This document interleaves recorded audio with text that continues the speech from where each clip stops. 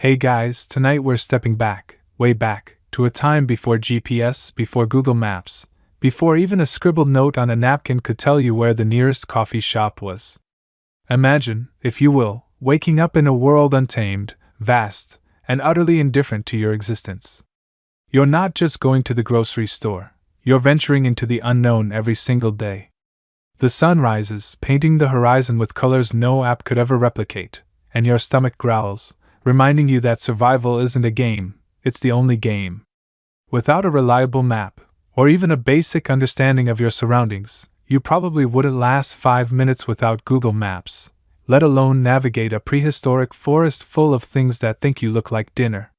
So, before you get comfortable, take a moment to like the video and subscribe, but only if you genuinely enjoy what I do here. And while you're at it, drop your current location and local time in the comments below. Now, dim the lights, maybe turn on a fan for that soft background hum, and let's ease into tonight's journey together. You wake up, the biting wind whispering through the crude shelter you painstakingly constructed yesterday. Your stomach rumbles, a constant, low-thrumming reminder of the basic human need for sustenance. Food, water, shelter. These aren't just items on a shopping list, they are the very pillars of your existence. You need to find berries, perhaps track a deer, or locate that elusive spring you vaguely remember from a few sunrises ago. But where do you go? Which way is the safest? Where did that terrifyingly large cat usually patrol? This, my friends, is where the first, most fundamental spark of map-making ignited in the human mind. It wasn't about charting continents or finding new trade routes. It was about not starving to death. Think about it. You're not just wandering aimlessly. You're remembering. You're recalling that bend in the river where the fish were plentiful, or the cluster of trees where the sweetest fruits grew. Your brain, that magnificent, squishy supercomputer, is creating a mental map, a three-dimensional, ever-evolving representation of your immediate world. It's messy, it's subjective, and it's entirely unique to your experiences. But it's a map nonetheless. You're navigating by instinct, by memory, by the subtle cues of the environment, the angle of the sun, the direction of the wind, the scent of damp earth, the faint sound of rushing water. It's like playing a video game without a mini-map, except the game over screen is a lot more permanent. But what happens when you need to tell someone else where to find those amazing berries? You can't just point vaguely and hope for the best. Oh, you know, over there, past the really big rock, but before the slightly smaller rock that looks like a grumpy badger. Not exactly precise, is it? Communication becomes key. You might use gestures, tracing lines in the dirt with a stick, or arranging stones to represent features. Perhaps a larger stone for a hill, a line of pebbles for a river. These aren't just random acts. They are the earliest, most rudimentary attempts at externalizing that mental map, translating the abstract into a tangible form. Imagine a group of early humans huddled around a campfire, the flickering light casting dancing shadows on their faces. One hunter, recounting a successful hunt, might scratch a crude outline of the valley and the path taken on a flat piece of stone or a smooth patch of earth. He might place a smaller stone to mark where the herd was found, or a twig to show the direction of their escape. This isn't art for art's sake, this is survival intelligence. It's a briefing, a strategy session, a primitive form of GPS coordinates shared around the warmth of a fire. It's the original. You are here. Marker, except, here, might be a very dangerous place. One of the mainstream historical facts that underpins this idea is the discovery of what many consider to be among the earliest known maps.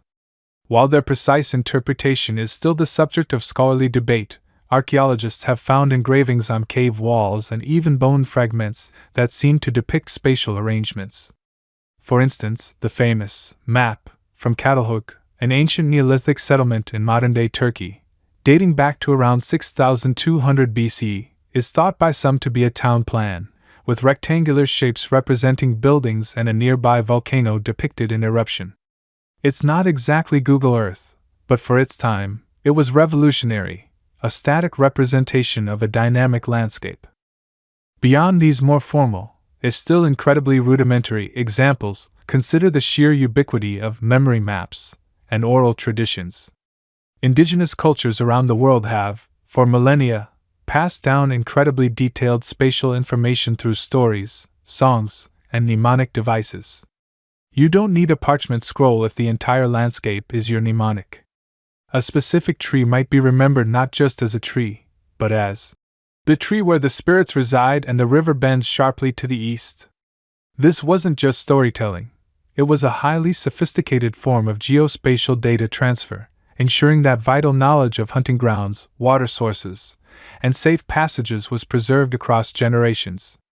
It's like having a podcast that's also your navigation system, only with more wolves. The drive to map was fundamentally pragmatic. You weren't drawing a map for fun. You were drawing it because if you didn't, you might not eat tomorrow. Or worse, you might become someone else's meal. Early humans needed to know where the dangers lurked, the steep cliff, the predator's den, the bog that could swallow you whole. Conversely, they needed to remember where the resources were, the patch of medicinal herbs, the best fishing spot, the cave that offered reliable shelter from a storm. Each mark, each line, each arrangement of stones was a precious piece of information, a literal lifeline. Some historians still argue whether these early markings truly constitute maps, in the modern sense, or if they were more symbolic representations or even artistic expressions with spatial elements. The debate often hinges on intent and systematic representation. Was it a deliberate attempt to scale and orient, or simply a visual aid for storytelling? Regardless, they undeniably served a cartographic purpose, to convey spatial information for practical use. It's a bit like asking if your grocery list is a document. Well, it documents what you need to buy, doesn't it? A quirky tidbit that exemplifies this early, almost accidental mapping comes from the Upper Paleolithic era. There are bone fragments, like the so-called star map, from Lascaux, which some researchers interpret as not just astronomical charts, but possibly even representations of specific hunting routes or landmarks tied to celestial observations. Imagine, for a moment, an ancient hunter meticulously carving dots and lines onto a mammoth tusk, not just to track the stars, but to use them as a guide for navigating the vast, featureless plains. It's the ultimate multitasking, a calendar, an almanac, and a rudimentary GPS all rolled into one surprisingly sturdy piece of bone. Talk about getting your money's worth out of a single piece of ivory. The process was slow, painstaking, and incredibly limited by available tools and materials. You didn't have paper, pens, or even a decent flat surface half the time. You had rocks, sticks, and the earth itself. You had memory, observation, and the collective knowledge of your small tribe. Accuracy, as we understand it today, was a luxury. A river might be represented by a wavy line, its true twists and turns simplified for clarity. A mountain might be a triangle. The scale was entirely subjective, dictated by what was important. The distance to water might be exaggerated because it was a matter of life and death, while a dangerous ravine might be downplayed if it was too far away to be an immediate threat. It wasn't about precision, it was about utility. These first strokes of map-making weren't about creating beautiful artifacts for display, they were about survival. They were about shared knowledge, about navigating a world that was both bountiful and terrifying. They were about understanding your place in a vast, indifferent landscape and finding your way back to safety. And from these humble, often inaccurate beginnings, a scratch in the dirt, a pebble on a stone, a story passed down through generations, grew the magnificent, complex art and science of cartography. It's a journey from "Where's dinner?" to "Where's the edge of the known universe?" And trust me, dinner was a much more pressing concern back then. Alright, settle in nice and cozy, because last time, we just dipped our toes into the vast ocean of mapmaking, pondering why anyone would even bother trying to draw their world. Now imagine yourself way back in time, like pre-internet, pre-electricity, pre-wheelback. We're talking about a time when the biggest technological marvel wasn't a smartphone, but maybe a really pointy stick. This is where our story truly begins, with simple tools and grand, almost comically ambitious dreams. You wake up with the sun, the dew still clinging to the prehistoric ferns outside your cave. Your stomach rumbles. Time to hunt. But where did that herd of woolly mammoths go yesterday? And how do you get back to that river bend where the juiciest berries grew? You don't have Google Maps. You don't even have a compass. What you do have are your 2 feet, your eyes, your ears, and that surprisingly powerful, if sometimes forgetful, squishy thing inside your skull, your brain. These, my sleepy friend, were the first, most fundamental tools of the early cartographer. Think about it. Before anything else, before anyone drew a single line in the dirt, the very first map was a mental one. You'd trudge through the undergrowth, feeling the crunch of leaves underfoot, the sun warming your back, the scent of pine needles in the air. You'd pass a distinctive, craggy peak, then skirt around a gurgling stream, remembering the way. Every step, every visual cue, every sensory input was being catalogued, building an internal representation of the landscape. It's like when you try to navigate a new city without your phone, you're forced to actually look at landmarks, remember turns, and hope you don't end up accidentally ordering a pizza in a language you don't understand. Except, for our ancestors, the stakes were a bit higher than just a wrong pizza order. It was often the difference between finding food and going hungry, or finding shelter and becoming someone else's dinner. The most primitive method of all was simply walking. You wanted to map a territory? You walked it. You walked from your camp to the hunting grounds, from the river to the berry patch, from one safe haven to the next. And as you walked, you observed. You noted the direction the sun rose and set. You learned that the North Star stayed put, a comforting beacon in the vast, inky blackness of a sky unpolluted by city lights. You noticed which way the river flowed, where the mountains loomed, and where the valleys opened up. These natural features became your signposts, your very first points of interest. There was no measuring tape, no laser rangefinder. Distances were estimated. It's about a day's walk to the big waterfall. Or, it's roughly 2 sunsets past the Twin Peaks. Precision? Forget about it. This was less about millimeters and more about, I think I can make it before I'm completely knackered. Now you might be thinking, that's all well and good for a mental map, but how do you share that knowledge? This is where things get interesting. Imagine trying to explain your mental map to someone else. Okay, so you go past the really big tree, then turn right at the rock that looks like a grumpy bear, then keep going until you smell something vaguely like fermented berries, and then you're there. Not exactly scalable, is it? So, early humans started drawing. Not on fancy parchment, obviously. We're talking about scratching lines in the dirt with a stick, arranging pebbles on the ground, or even carving symbols into cave walls. Indeed, one of the most mainstream historical facts about early mapping is that some of the earliest known maps are believed to be cave drawings or rock carvings. These weren't grand surveys of continents, but rather simple, functional representations of local areas, perhaps a hunting ground, a river, or a path to a water source. Imagine the sense of triumph, the sheer genius, of taking that complex mental map and externalizing it, however crudely, for the first time. It's like moving from just knowing how to tie your shoes to actually writing down the instructions. A game changer. But even with these simple drawings, the limitations were immense. How do you show scale? How do you accurately represent distances? You couldn't. These early maps were often more symbolic than strictly accurate. A line might represent a river, a circle a mountain. Their primary purpose was wayfinding and communication, not precise measurement. It was about relative position. This is near that. Not. This is exactly 3.7 kilometers from that. It's a bit like trying to draw a map of your house for a friend using only a crayon and a napkin after a particularly long day. You get the gist, but don't expect architectural blueprints. And what about tools beyond your body? Well, the sun was a constant companion, your original GPS. By observing its arc across the sky, you could determine general directions. The stars, particularly the steady North Star, offered a fixed point of reference at night. You might use a simple stick stuck upright in the ground to track the sun's shadow, marking the shortest shadow at noon to find true north.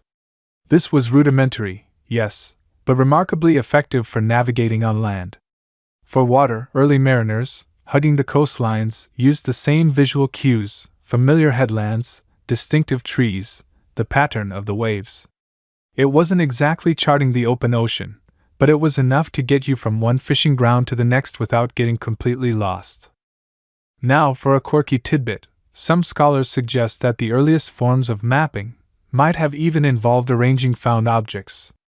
Imagine a group of hunter-gatherers sitting around a fire, using stones to represent hills, twigs for rivers, and perhaps a larger rock for a significant landmark like a mammoth kill site. They're not drawing, but they're creating a tangible, spatial representation of their world, a communal map that could be easily reconfigured as new information came in.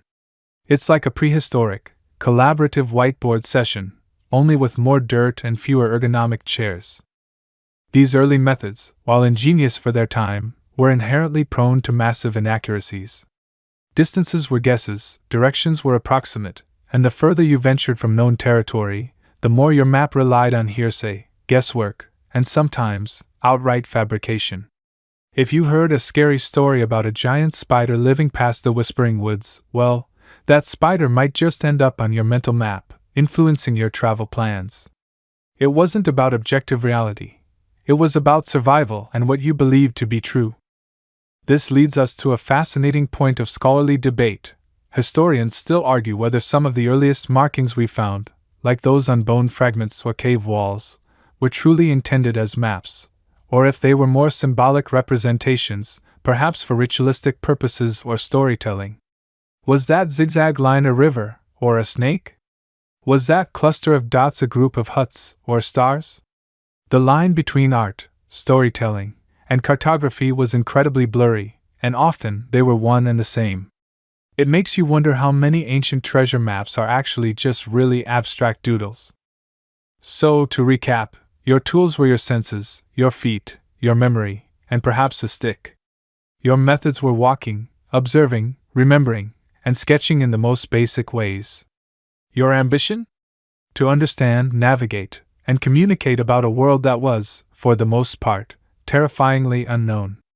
It was a slow, painstaking process, requiring immense patience and a willingness to get very, very lost sometimes. You couldn't just zoom out on a screen. You had to physically experience every inch of the territory you wished to map. It was a testament to human curiosity and our fundamental need to bring order and understanding to the vast, chaotic wilderness. And it laid the groundwork for everything that came next, however clumsy and inaccurate those initial strokes may have been. You close your eyes for a moment, letting the ancient dust settle, and you feel the rough, cool texture of parchment beneath your fingertips. The world, as you know it, is vast, unknowable, and utterly untamed. Forget your sleek, satellite-powered Google Maps. Here, the blank spaces aren't just empty. They are brimming with the terrifying, the wondrous, and the utterly bizarre. You're not just charting coastlines now, you're sketching the very limits of human imagination, pushing against the perceived edges of existence. Imagine, if you will, the quiet scratch of a quill on vellum, illuminated by the flickering glow of a tallow candle. The cartographer, hunched over his work, has meticulously drawn a familiar coastline, perhaps the rough outline of the Mediterranean, or the known shores of Europe. But then, his hand drifts further, past the last confirmed port, beyond the last reported sighting. This is where the real fun begins. This is where the known melts seamlessly into the realm of myth and unverified tales, where the map transforms from a practical guide into a fantastical tapestry. You trace a finger across the watery expanse. Is that a ripple in the ocean, or the coiled tail of something truly colossal? On these early maps, the sea was not just a blue void. It was a living, breathing entity, often populated by creatures that would make your modern-day cryptid hunters weep with joy. You might spot a gargantuan serpent, its scales shimmering with impossible colors, its body looping around entire islands. Or perhaps a great whale, depicted not as a gentle giant, but as a monstrous leviathan, capable of swallowing ships whole. And then there are the mermaids, not always the graceful, benevolent figures of Disney lore, but often depicted with fierce, fish-like features, luring sailors to their doom.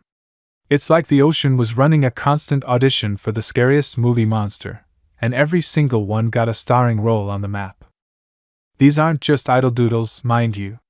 These illustrations served multiple purposes. Sometimes they were warnings, a visual representation of the very real dangers of the sea, storms, uncharted reefs, or simply the immense, terrifying power of nature. A cartographer might draw a kraken-like beast to signify a particularly treacherous whirlpool, or a dragon guarding a remote island to discourage unwanted visitors. Other times, they were simply filling the void.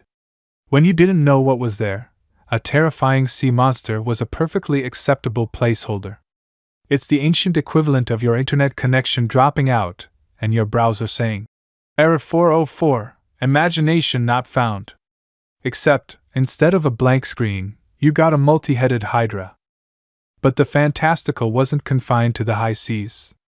Oh no. Venture inland, past the neatly drawn rivers and mountains that mark the known territories, and you enter a landscape populated by wonders and horrors drawn from ancient texts, travelers' tales, and pure, unadulterated rumor. You might find a region marked with, "Here be dragons," a phrase that, while rarely found verbatim, perfectly encapsulates the spirit of these unknown lands. These dragons weren't just fire-breathing lizards. They were often seen as guardians of precious resources, like gold or gems, or as symbols of untamed wilderness. You could almost hear the cartographer sighing, "Well, I don't know what's there, but I bet it's something really unpleasant." You peer closer at a distant landmass, far beyond the reach of any known expedition. Here, the mapmakers often drew upon the writings of classical authors like Pliny the Elder, whose natural history detailed a bizarre array of monstrous races, believed to inhabit the fringes of the world. Imagine your surprise when you spot a drawing of a blenny, a person with no head, their face situated squarely in their chest. Or the cyopods, who possessed a single, enormous foot, which they would use as an umbrella to shelter themselves from the sun.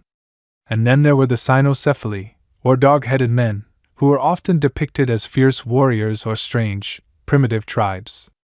These weren't abstract concepts, they were drawn with remarkable detail, their grotesque forms filling the terra incognita, the unknown lands, with a chilling sense of possibility. It's like someone took all the weirdest fan theories from your favorite fantasy series and decided, "Yep, that's going on the official map." This blending of the real and the imagined was deeply rooted in the worldview of the time. For many, the world was a canvas painted by divine hand, and if God created creatures like humans and elephants, why not also a griffin or a unicorn? These maps were not just scientific documents, they were reflections of a cosmology, a belief system where the miraculous and the mundane coexisted. They served as visual encyclopedias of all that was known, believed, and feared about the planet. One mainstream historical fact you'll observe is the sheer prevalence of sea monsters, or ichthyocentaurs and other hybrid creatures, on maps from the 15th through 17th centuries. These weren't just decorative elements confined to the margins. They often occupied significant portions of the ocean, sometimes even indicating areas of perceived danger or unknown depths. The famous Carta Marina of Olaus Magnus, published in 1539, is a prime example, teeming with a menagerie of terrifying sea beasts that look like they're ready to jump right off the page and eat your dinghy. You can almost hear the cartographer muttering, "If this doesn't deter people from sailing there, I don't know what will." A quirky tidbit that often surprises modern audiences is the persistence of specific, monstrous races, from ancient Greek and Roman ethnographies, like those described by Pliny the Elder, on medieval and even early Renaissance maps. These weren't just generic monsters, they were distinct humanoids with bizarre physical characteristics, often placed in specific, distant regions of Africa or Asia. The idea that headless men or people with one giant foot actually existed in some remote corner of the world was a widely accepted notion, and mapmakers dutifully included them, not as whimsical additions, but as geographical markers of what was believed to be out there. It makes you wonder what your modern GPS would look like if it had to account for a tribe of Bigfoot-like creatures living in your local national park. Historians still debate whether these fantastical elements were purely decorative, serving as artistic flourishes to fill empty spaces, or if they genuinely reflected the cartographers and society's beliefs about the unknown world. Some argue that they were primarily symbolic, warning against the dangers of venturing too far from the known. Others contend that they represented a genuine fear of the unknown, a way to visualize the chaos and mystery beyond the ordered world. And still others suggest they were simply reflections of the stories and legends that permeated society, a visual record of collective folklore. You can almost hear the academic arguments echoing through the quiet halls of ancient libraries. Consider the practical implications, too. If you're an explorer setting sail into the vast, uncharted waters, seeing a map adorned with a colossal sea serpent might not exactly inspire confidence. It's a subtle form of psychological warfare, perhaps, a way to make the unknown even more daunting. Or, conversely, it could be a challenge, an invitation to discover whether these legends hold any truth. Imagine the thrill, and the terror, of sailing into a region marked with a drawing of a dragon, knowing that you might be the first person to either confirm its existence or debunk a centuries-old myth. This era of mapmaking, where the factual and the fabulous intertwine so intimately, provides a fascinating window into the human psyche. It shows us our innate desire to categorize and understand the world, even when that understanding is built on shaky ground and wild speculation. It reveals our fears of the unknown, our fascination with the monstrous, and our enduring love for a good story. These maps weren't just about getting from point A to point B. They were about defining the boundaries of human knowledge, and then gleefully scribbling beyond them. The cartographer, having meticulously drawn his sea monsters and headless men, would then often add a flourish of Latin text. Hic sunt leones, meaning, here are lions, or simply, terra incognita, unknown land. These were not just labels. They were invitations to wonder, to imagine, to ponder what lay beyond the familiar. They were a testament to the fact that for centuries, maps were as much about storytelling as they were about navigation. They were a blend of meticulous observation and boundless fantasy, a charming, sometimes terrifying, snapshot of a world still largely unmeasured, but richly imagined. You can almost feel the chill of the unknown creeping in, a delightful shiver down your spine, knowing that the next turn of the page could bring you face to face with a creature from your wildest dreams, or your deepest nightmares. You've just been imagining maps where sea monsters lurked, and the edge of the world was just around the bend. You've been picturing simple sketches on clay tablets or papyrus, driven by immediate needs. But now you take a deep, calming breath, and you drift a little further into the past, into the sun-drenched intellectual hubs of ancient Greece. This is where the maps, bless their little cotton socks, start to get serious. This is where the grand, swirling chaos of myth and legend begins to give way, ever so slightly, to the cool, crisp logic of mathematics. It's like someone finally decided, hey, maybe we should measure this stuff instead of just guessing. And that someone, or rather, a collection of brilliant minds culminating in one particularly influential figure, decided to bring a protractor and a slide rule to the party. You see, the Greeks, with their love for geometry and astronomy, weren't content with just drawing pretty pictures of the world. They wanted to understand its fundamental structure, to pin it down with numbers. They wanted to create a system, a universal language for location, so that if you told someone, meet me at coordinates x, y, they'd actually know where to go. Imagine trying to coordinate a potluck dinner across ancient Greece without street addresses. Pure chaos. This is where you meet the dynamic duo of mapmaking, latitude and longitude. Try saying them 5 times fast. Latitude, you discover, is all about how far north or south you are from the equator. Imagine horizontal lines circling the globe, like invisible hula hoops. The Greeks figured this out by looking at the sky. Specifically, they looked at the height of the sun at noon, or the position of certain stars above the horizon. The North Star, Polaris, was a big help for those in the northern hemisphere. The higher Polaris appeared in the sky, the further north you were. Simple, right? Well, simple in concept, incredibly difficult in practice without modern instruments. You'd be squinting at the heavens, perhaps with a basic astrolabe, trying to get just the right angle. It was less point and click, and more squint and pray. Longitude, though, longitude was the real head-scratcher. This tells you how far east or west you are from a prime meridian, an imaginary vertical line running from pole to pole. The challenge? There's no fixed celestial reference point for longitude that changes predictably with east-west travel, unlike the North Star for latitude. The Earth spins, so everything in the sky appears to move. The key, they realized, was time. If you knew the exact time at a reference point, say, Alexandria, and the exact local time where you were, the difference would tell you how far east or west you had traveled. For every 15 degrees of longitude, the local time changes by 1 hour. So, if it's noon in Alexandria and 1 p.m. where you are, you're 15 degrees east. Easy peasy, lemon squeezy, except for one tiny, monumental problem. How do you know the exact time in Alexandria when you're out in the middle of nowhere, centuries before accurate clocks? It was like trying to bake a cake without knowing what time it was when you put it in the oven. A delicious disaster waiting to happen. Enter Claudius Ptolemy. Not to be confused with the pharaohs of Egypt, though he lived in Alexandria, Egypt, around the 2nd century AD.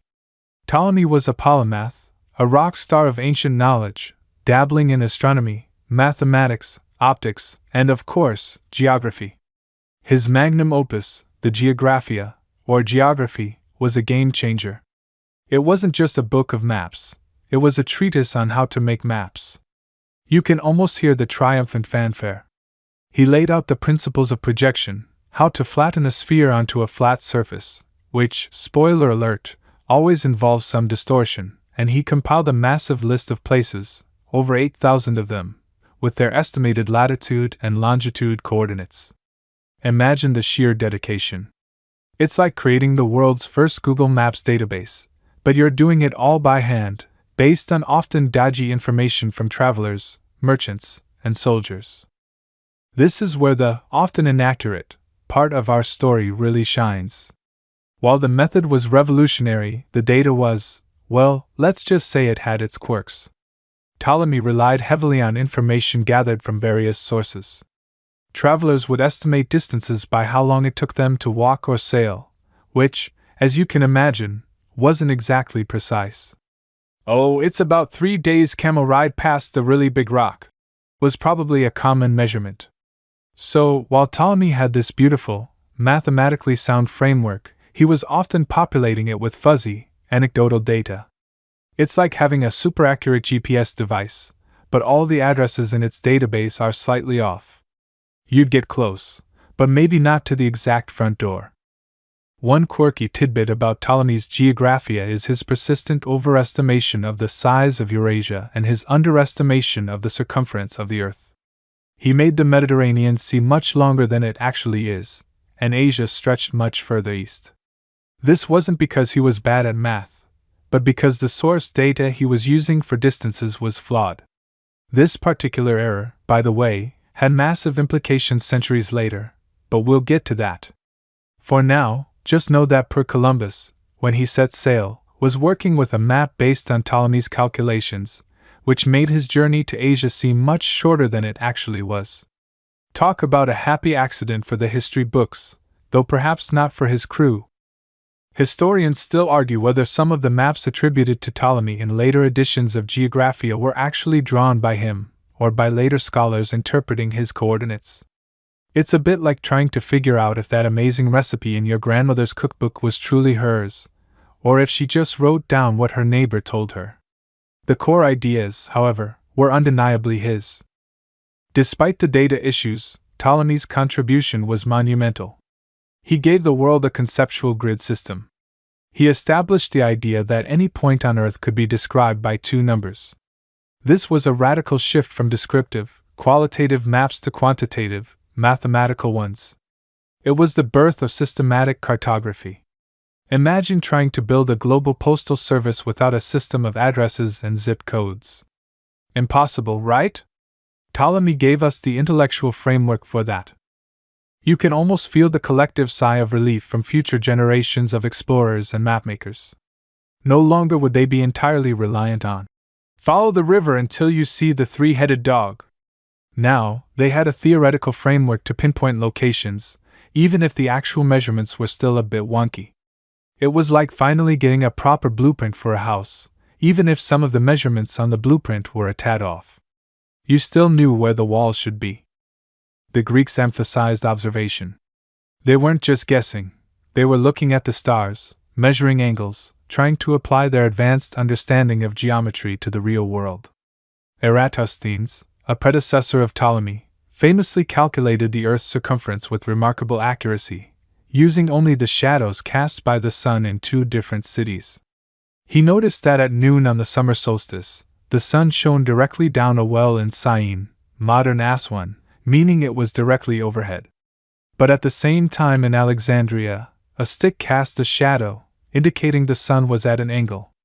By knowing the distance between the 2 cities and the angle of the shadow, he could calculate the Earth's circumference. It's a classic example of ancient scientific brilliance, using simple tools and profound insight. It's like figuring out the size of an orange by measuring the shadow of a toothpick stuck in it. Mind-blowing, really? So, you're now standing in a world where the foundations for modern mapping have been laid. You have latitude, you have longitude, even if it's tricky, and you have the idea of projecting a curved surface onto a flat one. But don't picture perfectly rendered, satellite-accurate maps just yet. You're still centuries away from that. For now, you have a brilliant conceptual framework, populated with data that's a blend of genius observation and educated guesswork. It's like having the most advanced computer in the world, but it's still running on dial-up internet, and half the websites you try to access are just blurry JPGs. The potential is there, the ambition is grand, but the execution is still a slow, careful, and yes, often inaccurate process. You can almost hear the quiet scratching of a quill on papyrus, as a dedicated scholar meticulously plots another point on a map, perhaps adjusting it slightly based on a new report from a returning merchant, hoping, just hoping, that this time, the coordinates are a little bit closer to reality. It's a testament to human ingenuity, a slow, patient climb towards understanding our place in the vast, wide world. And with that thought, your eyes might start to feel a little heavy, as the ancient stars that guided these early mapmakers twinkle softly in your mind. You've seen how the Greeks brought mathematical order to the chaotic art of early mapmaking, even if their data wasn't always up to snuff. The stage is now set for new developments, new challenges, and even more fascinating errors. But for tonight, you can rest easy knowing that the invisible lines of latitude and longitude are now firmly established in the history of mapping, even if they sometimes led to a few geographical surprises. Now, as your eyelids grow just a little heavier, let's leave the theoretical elegance of Greek geometry behind and trudge into the very dusty, very practical world of the Romans. Imagine, if you will, the clatter of legionary boots on meticulously paved stones, the rumble of carts laden with grain, and the constant murmur of Latin echoing across vast territories. If the Greeks were the philosophers of space, pondering its abstract dimensions, the Romans were the ultimate engineers and administrators, demanding maps that worked. They weren't interested in pretty pictures of the world. They wanted to get from point A to point B, conquer point C, and tax everyone in between. Their approach to mapping, therefore, was less about capturing the world's true shape and more about creating incredibly efficient, often brutally utilitarian, travel guides. You see, the Roman Empire was, to put it mildly, huge. From the misty shores of Britannia to the scorching deserts of Egypt, they needed to move armies, communicate decrees, transport goods, and maintain control. And for that, you need roads. Lots and lots of roads. We're talking about a network that, at its peak, stretched over an estimated 400,000 kilometers. That's like building 10 highways from New York to Los Angeles, then building them again, and again, and again. It was an astonishing feat of engineering, and it naturally demanded a system to navigate it. So, what did a Roman map look like?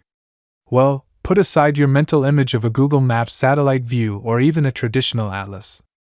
Roman maps were less about geographical precision and more about functional information. Think of them less as a bird's-eye view of the landscape and more like a highly condensed, hyper-focused itinerary, perhaps scribbled on a very long, very stretched-out piece of papyrus. You wouldn't use it to understand the curvature of the Earth, but you would use it to figure out how many days it would take your legion to march from Rome to Antioch, and where you could grab a decent meal along the way. Though, let's be honest, Roman roadhouses probably weren't Michelin-starred. The most famous, and perhaps most delightfully bizarre, example of this Roman practicality is the tabula puttingeriana. Picture this: you unroll a scroll, not a wide, squarish map, but a long, narrow strip, almost 7 meters long but only about 34 centimeters high. It's like looking at an incredibly stretched-out receipt from a shopping trip across an empire. The entire known world, from Britannia to India, is squashed and distorted to fit this narrow format. Rivers run impossibly straight, mountains appear as tiny, generic bumps, and coastlines are barely hinted at. You're probably thinking, wait, that's a map? That looks like my child's drawing of a spaghetti noodle with some blobs on it. And you wouldn't be entirely wrong. But here's the clever part: despite its visual distortions, the tabula puttingeriana is packed with practical information. Cities are marked with little icons: a temple for a major city, a small house for a minor one, even specific symbols for bathhouses or ports. Crucially, the distances between these points are clearly marked, usually in Roman miles. It's a diagram of connections, a visual database of routes. If you were a Roman merchant planning to transport olive oil from Hispania to Gaul, or a military courier needing to deliver urgent dispatches, this map told you exactly what you needed to know: the sequence of towns, the distances between them, and where you might find a change of horses or a place to rest your weary head. It's the ultimate road trip planner, just without the Spotify playlist suggestions. This focus on utility rather than absolute accuracy was a hallmark of Roman cartography. Another important type of map was the itinerarium Antonini, which wasn't a visual map at all, but rather a detailed list of cities and towns, along with the distances between them. Think of it as an ancient spreadsheet for travel.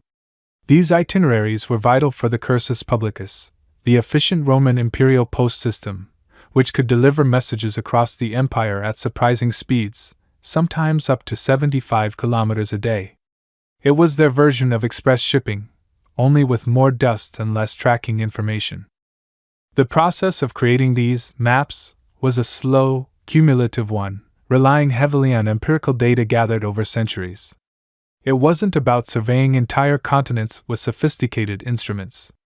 Instead, it involved meticulous record-keeping of travel times, distances measured by pacing or using wheeled odometers, and the accumulation of local knowledge from legionaries, traders, and administrators. Every time a new road was built, every time a new territory was conquered, the information was added, piece by painstaking piece, to a growing body of practical geographic data. It was a bottom-up approach, built from the ground up, literally, by people walking and measuring. You might wonder how they managed to keep track of distances so accurately. Well, the Romans were masters of the miliarium, or milestone. These weren't just decorative markers. They were crucial navigational aids, placed at regular intervals along major roads, typically every Roman mile, about 1.48 kilometers. Each milestone often bore the name of the emperor responsible for the road's construction or repair, and the distance to the nearest significant city. Imagine trudging along a dusty road, your sandals kicking up puffs of dirt, and seeing a milestone telling you, Rome, 150 miles. It was a constant, tangible confirmation of your progress, a physical manifestation of their practical mapping system. These milestones, in a way, were the Roman map, spread out across the landscape, guiding you step by weary step. The tabula puttingeriana itself has a quirky history. It's not an original Roman artifact. The version we have is a medieval copy, likely made by a monk in the 13th century, of an earlier Roman map that probably dated back to the 4th or 5th century AD. This survival through the ages, often stored rolled up and forgotten in libraries, is a testament to its enduring practical value, even centuries after the empire that created it had faded. It's a fascinating glimpse into how information, even when distorted, can remain useful for millennia. While these Roman maps were incredibly effective for their intended purpose, facilitating movement and administration, they highlight the inherent inaccuracies of early cartography. They show us that accuracy, is relative to purpose. For the Romans, an accurate map was one that got you where you needed to go, not one that perfectly depicted the curvature of the earth or the precise shape of Italy's boot. You wouldn't use a Roman map to sail across an ocean, that's for later sections, my sleepy friend, but you could certainly use it to navigate the vast network of roads that bound their empire together.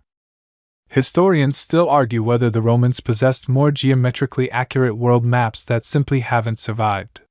Some scholars believe that while the tabula puttingeriana was a practical itinerary, there might have been more geographically proportional maps for administrative or scholarly purposes, perhaps displayed in public buildings or kept in imperial archives. But if they existed, they are largely lost to time, leaving us with these wonderfully pragmatic, if visually perplexing, examples of their mapping efforts. So, as you drift off, picture those Roman roads stretching out, straight and true, across mountains and valleys, all connected by a system of information designed not for abstract knowledge, but for the relentless, practical business of empire. It's a reminder that sometimes, the most useful map isn't the most beautiful or the most scientifically precise, but simply the one that helps you get the job done. And for the Romans, that job was building and maintaining the greatest empire the world had ever seen. Alright, settle in nice and cozy. We've just left the Romans, those pragmatic engineers of roads and aqueducts, who saw maps as tools for conquest and communication. Now you're going to take a bit of a mental leap, a gentle, sleepy slide, into a very different era.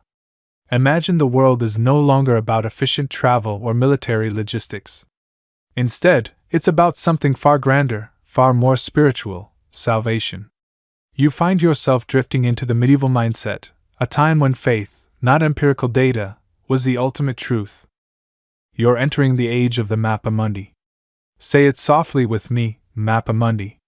It literally means maps of the world, but forget everything you thought you knew about maps from our previous chats.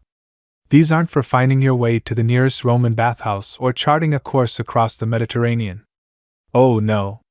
If you tried to use one of these for navigation, you'd probably end up in a mythical land of dog-headed men, wondering why your GPS was so wildly off. Just kidding, they didn't have GPS. Clearly. Instead, picture yourself in a quiet, cool monastery scriptorium.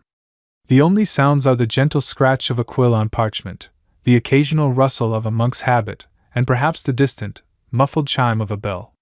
The air might smell faintly of beeswax and old vellum. Here, illuminated manuscripts are being painstakingly crafted, and among them, these magnificent Mappa Mundi are born. They are often enormous, sometimes stretching several meters across, painted with vibrant pigments and shimmering gold leaf. You lean in close, your eyes tracing the intricate details, and you realize something fundamental. This map isn't about where things are, but what they mean. The primary purpose of a Mappa Mundi was to illustrate Christian history, theology, and the known world through a divinely ordained lens. Think of it less as a navigational chart and more as a giant, visual sermon. It's like a medieval infographic, but instead of showing you quarterly sales figures, it's showing you the entire story of humanity from creation to the Last Judgment. And let me tell you, the narrative arc is epic. You'll often find Jerusalem, the holiest city, placed squarely at the very center of the map. It's the spiritual heart of the world, the nexus where heaven and earth intersect. This wasn't about geographical precision, it was about theological significance. If you think about it, it makes perfect sense from their perspective. If God's plan unfolds through Jerusalem, then it must be the center, right? It's a bit like putting your favorite snack right in the middle of your plate. It's just that important. And speaking of importance, look towards the top of the map. You'll almost always find east at the top, not north. Why east? Because that's where the sun rises, symbolizing Christ's resurrection and the second coming. And often, nestled in that eastward direction, sometimes beyond a ring of mountains or a great ocean, you'll see the Garden of Eden, complete with Adam and Eve, or perhaps the Ark of Noah resting on Mount Ararat. It's a visual reminder of humanity's origins and its journey. Many of these maps are what we call TO maps. Imagine a circle for the O, representing the encircling ocean that was believed to surround the land masses. Inside, a T shape divides the world into 3 continents: Asia, Europe, and Africa. The vertical bar of the T would typically be the Don River and the Nile, and the horizontal bar would be the Mediterranean Sea. Asia usually takes up the entire upper half, above the horizontal bar, while Europe and Africa share the bottom half. It's beautifully simple, symbolically profound, and utterly useless for planning a road trip. Just follow the T, dear, you can't miss it! You might hear a medieval traveler say, before promptly getting lost in a bog. One of the most famous and well-preserved examples of a Mappa Mundi is the Hereford Mappa Mundi, housed in Hereford Cathedral in England. It's a colossal piece, dating from around 1300, measuring over 5 feet in diameter, and packed with incredible detail. This isn't just a map, it's an encyclopedia of medieval knowledge, beliefs, and even folklore.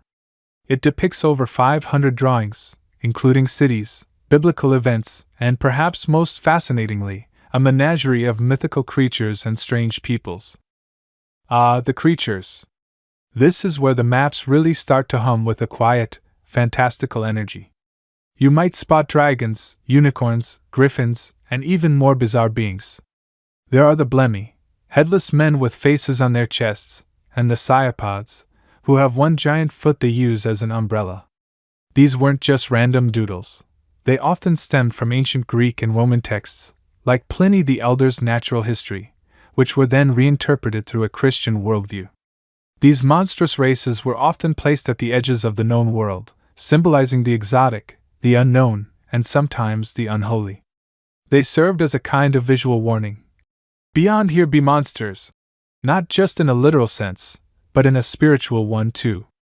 It's a quirky tidbit that reminds you how much of what was known about the world was filtered through stories and ancient authority, rather than direct observation. Historians still debate the extent to which these maps were ever intended for any practical geographic use. Were they purely devotional objects, visual aids for contemplation and teaching? Or did they, even indirectly, reflect any contemporary travel knowledge, however imperfectly? The consensus leans heavily towards their didactic and theological function, but it's an interesting point of ongoing discussion among scholars, especially when you consider that medieval people did travel, albeit slowly and with great difficulty. They had pilgrim routes and trade networks, but those were rarely, if ever, informed by the grand Mappa Mundi. So, as you gaze at these magnificent, intricate creations, you realize that the concept of a map itself was still evolving, still finding its purpose.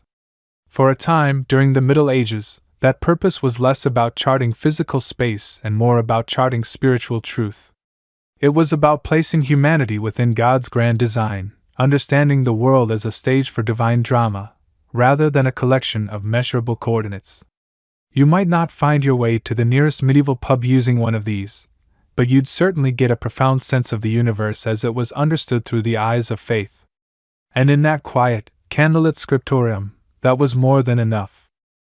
You've just been floating through a world where maps were less about getting from A to B and more about feeling spiritually aligned, a delightful if geographically fuzzy experience. But now, as the gentle current of history carries you forward, you drift into a different kind of light, a period of brilliant intellectual awakening known as the Islamic Golden Age.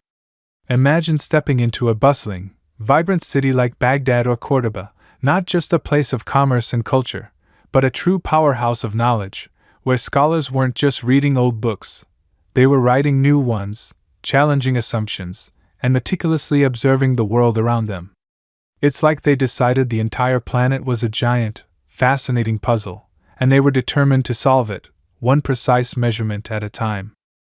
As you wander through the courtyards of grand observatories, you hear the hushed whispers of astronomers, their eyes fixed on the night sky. For Islamic scholars, the heavens weren't just a pretty show, they were a cosmic clock, a divine compass.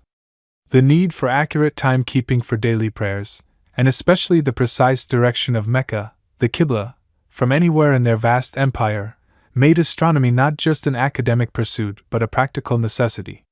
You see them, with an almost hypnotic focus, refining instruments like the astrolabe, turning it from a clever gadget into an incredibly sophisticated tool for measuring celestial altitudes.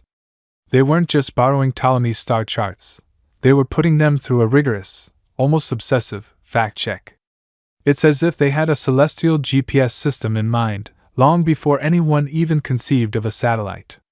They built immense observatories with massive quadrants and armillary spheres, not just for stargazing parties, though one can dream, but for charting the movements of stars and planets with unprecedented accuracy.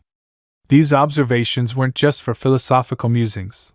They fed directly into geographical calculations, allowing them to determine latitudes with a precision that would make earlier mapmakers green with envy. This meticulous astronomical work naturally spilled over into the realm of mathematics. You see scholars hunched over parchment, their quills scratching away, not just with arithmetic, but with the revolutionary concepts of algebra, a term, by the way, that comes from the Arabic word aljabr, and trigonometry. They weren't just doing sums. They were developing the very tools needed to translate a spherical Earth onto a flat map with less distortion. Imagine trying to flatten an orange peel without tearing it. That's the cartographic challenge.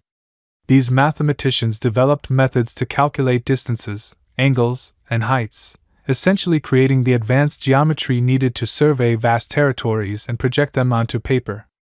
It's like they decided the Earth was a giant, complicated math problem, and they were the ones finally writing down the solutions. They didn't just understand Ptolemy's grid system, they improved upon it, adding thousands of new coordinates and correcting errors based on their own observations and calculations. But it wasn't all about abstract numbers and distant stars. A huge part of their cartographic advancement came from boots-on-the-ground observation and extensive travel. The sprawling Islamic Empire, stretching from Spain across North Africa to Central Asia and India, was crisscrossed by trade routes, pilgrimage paths, and military expeditions. Every merchant, every pilgrim, every soldier was a potential source of geographical information. You can almost smell the spices and hear the chatter in the bustling caravanserai, where travelers exchanged stories not just of goods and prices, but of landscapes, cities, and distances. Scholars didn't just rely on ancient texts, they actively collected first-hand accounts, interviewed travelers, and even sent out their own expeditions to verify information. It was like the world's first crowdsourced mapping project, but with camels instead of smartphones, and a lot more sand. One of the most significant figures you encounter in this intellectual journey is Muhammad ibn Musa al-Khwarizmi, active in the 9th century in Baghdad's legendary House of Wisdom, truly a medieval Silicon Valley, but with more scrolls and less venture capital. Al-Khwarizmi, famous for his contributions to algebra, also penned the Kitab Rad al-Ar, or Book of the Description of the Earth. This wasn't merely a copy of Ptolemy's geography, it was a critical re-evaluation. Al-Khwarizmi meticulously corrected Ptolemy's errors, added new locations based on contemporary Islamic knowledge, and provided more precise coordinates for thousands of places. It's like he took Ptolemy's original map, held it up to the light, and said, "Bless your heart, Ptolemy, but we've got some updates." This was a mainstream historical fact, a systematic effort to improve upon Greek geographical knowledge with new data and mathematical rigor. Centuries later, you meet another giant of Islamic cartography, Muhammad al-Idrisi, who worked in the 12th century for the Norman king Roger II of Sicily. Yes, a Muslim scholar working for a Christian king, a testament to the cross-cultural exchange of knowledge during this period. Al-Idrisi spent years gathering information from countless sources, even sending out his own teams of draftsmen and observers. His monumental work, the Tabula Rogeriana, or Nuzhat al-Mushtaq fi Iktarak al-Afaq, which roughly translates to "A pleasure for him who desires to travel through the climates," a title that practically invites you to grab a travel pillow, was a truly astonishing achievement. It was a world map, composed of 70 sectional maps, accompanied by a detailed geographical text depicting Europe, Asia, and Africa with remarkable detail and accuracy for its time, especially the Mediterranean basin and North Africa. For a quirky tidbit, King Roger II even commissioned a massive silver planisphere, weighing hundreds of pounds, upon which Al-Idrisi's world map was meticulously engraved. Imagine the security needed for that. It was like a giant, very expensive dinner plate, but instead of pasta, it had continents. The maps produced during this era were not just functional, they were often beautiful works of art, adorned with intricate calligraphy and vibrant colors. They served practical purposes for navigation, trade, and administration, but they also reflected a profound intellectual curiosity and a desire to understand the world in all its complexity. However, historians still debate the exact extent to which earlier Roman road networks and their associated mapping traditions directly influenced later Islamic cartography, or if it was primarily a fresh, independent development building on Greek theoretical foundations combined with vast new empirical data. Regardless, what is clear is that Islamic scholars didn't just preserve ancient knowledge, they critically engaged with it, corrected it, and expanded upon it, paving the way for future advancements. They saw the earth not as a flat canvas for theological stories, but as a sphere begging to be measured, charted, and understood through the precise lenses of astronomy, mathematics, and diligent observation. All right, settle in nice and cozy. You've journeyed with me through ancient scribbles and medieval musings, where maps were more about faith than accurate measurements. But now, you're about to feel a distinct shift in the global breeze, a change in the very air you breathe, laden with the scent of ambition, salt spray, and exotic spices. We're stepping into an era so transformative, it practically screams, "New maps, please! And make them good!" Welcome to the age of discovery, where the urgent need for precise navigational charts wasn't just a polite suggestion. It was a matter of life, death, immense wealth, and national glory. Imagine, if you will, the bustling docks of Lisbon or Seville in the late 15th century. You stand on the creaking wooden planks, the air thick with the smell of tar, fish, and nervous anticipation. Great caravels, sleek and surprisingly nimble for their time, bob gently in the harbor, their sails furled, waiting for the command to unfurl and chase the horizon. These aren't just fishing boats anymore, these are the SpaceX rockets of their day, designed for epic journeys into the unknown. And what's fueling this audacious leap into the watery abyss? A cocktail of desires so potent, it would make even the most seasoned modern-day entrepreneur blush. First, there's the gold. Always the gold. European coffers, after centuries of feudalism and localized economies, were hungry for the precious metals that seemed to flow freely in distant, mythical lands. But beyond the glittering allure of bullion, there was an even more persistent, aromatic craving: spices. Think about it for a moment. You live in a world where food is bland, meat spoils quickly, and every meal is a culinary struggle. Then someone tells you about pepper, cinnamon, nutmeg, and cloves, treasures from the East that can transform a stale meal into a feast, preserve food for longer, and even mask the less than pleasant odors of everyday life. These weren't just luxury items. They were economic drivers, status symbols, and frankly, a massive upgrade to daily existence. Imagine your life without chili flakes on your pizza. Pure chaos, right? Well, for them, it was like that, but for everything. For centuries, these precious goods traveled along arduous overland routes, primarily controlled by Arab and Venetian merchants. The Ottomans, ascendant in the East, were making these traditional silk roads increasingly difficult, expensive, and dangerous for Europeans. So, what's a determined, ambitious nation to do? You find a new route, of course. And if that route happens to be across a vast, terrifying, and largely uncharted ocean, then so be it. This wasn't just about finding a shortcut. It was about bypassing middlemen, establishing direct trade, and cornering the market on these incredibly valuable commodities. The economic stakes were astronomical. Losing a ship, or worse, an entire fleet, meant ruin for investors, embarrassment for monarchs, and a massive setback for national ambitions. This economic imperative was intertwined with a fervent religious zeal. The Age of Discovery wasn't just about trade. It was also about spreading Christianity to new lands, converting heathens, and sometimes, regrettably, conquering them in the process. The idea of a vast, unmapped world presented not just an economic opportunity, but a spiritual one, too, a chance to expand Christendom's reach. And, of course, there was the sheer glory. The prestige of being the first to circumnavigate the globe, to discover a new continent, to plant your flag on previously unknown shores. This was the stuff of legends, securing a monarch's place in history and elevating a nation's standing on the world stage. So, you have these powerful motivations: wealth, faith, and glory, all converging at a moment when shipbuilding technology was finally catching up to human ambition. The caravel, for instance, with its lateen sails, could tack against the wind, making long ocean voyages far more feasible than ever before. But here's the rub, the grand, gaping hole in this otherwise ambitious plan: you're setting sail into a literal blank slate. Remember those Mappa Mundi we talked about, with their theological diagrams and fantastical beasts? They were lovely for illustrating a medieval worldview, but utterly useless for navigating a storm-tossed Atlantic.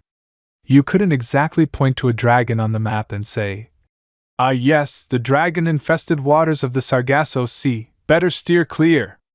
And Ptolemy's meticulous grid, while revolutionary for its time, was based on limited data, often from second-hand accounts, and certainly didn't account for entire continents that Europeans hadn't even conceived of yet.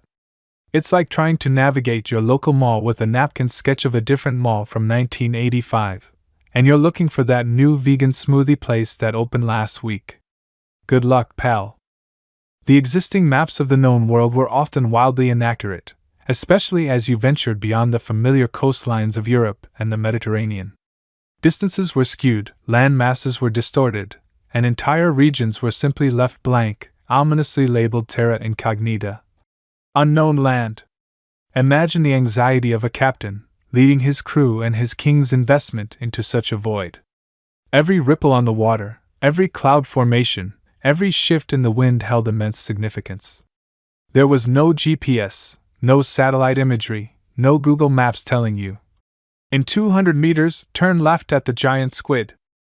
This wasn't just about curiosity, it was about survival. A ship lost at sea meant not only a loss of cargo and lives but also a crushing blow to national prestige and a colossal financial setback. The early explorers, like Vasco da Gama, who successfully rounded the Cape of Good Hope to reach India, or Christopher Columbus, who famously sailed west to find the East, and stumbled upon a whole new world instead, were undertaking voyages of unprecedented scale. They were literally redrawing the world as they went, but they desperately needed tools to help them do it accurately, and to ensure they could find their way back. The urgency was palpable. Monarchs like Prince Henry the Navigator of Portugal, often called the father of the Age of Discovery, poured vast resources into exploration, establishing navigation schools and sponsoring expeditions down the coast of Africa. His goal wasn't just to find new lands, but to find a sea route to the riches of the East, bypassing the Ottoman stranglehold.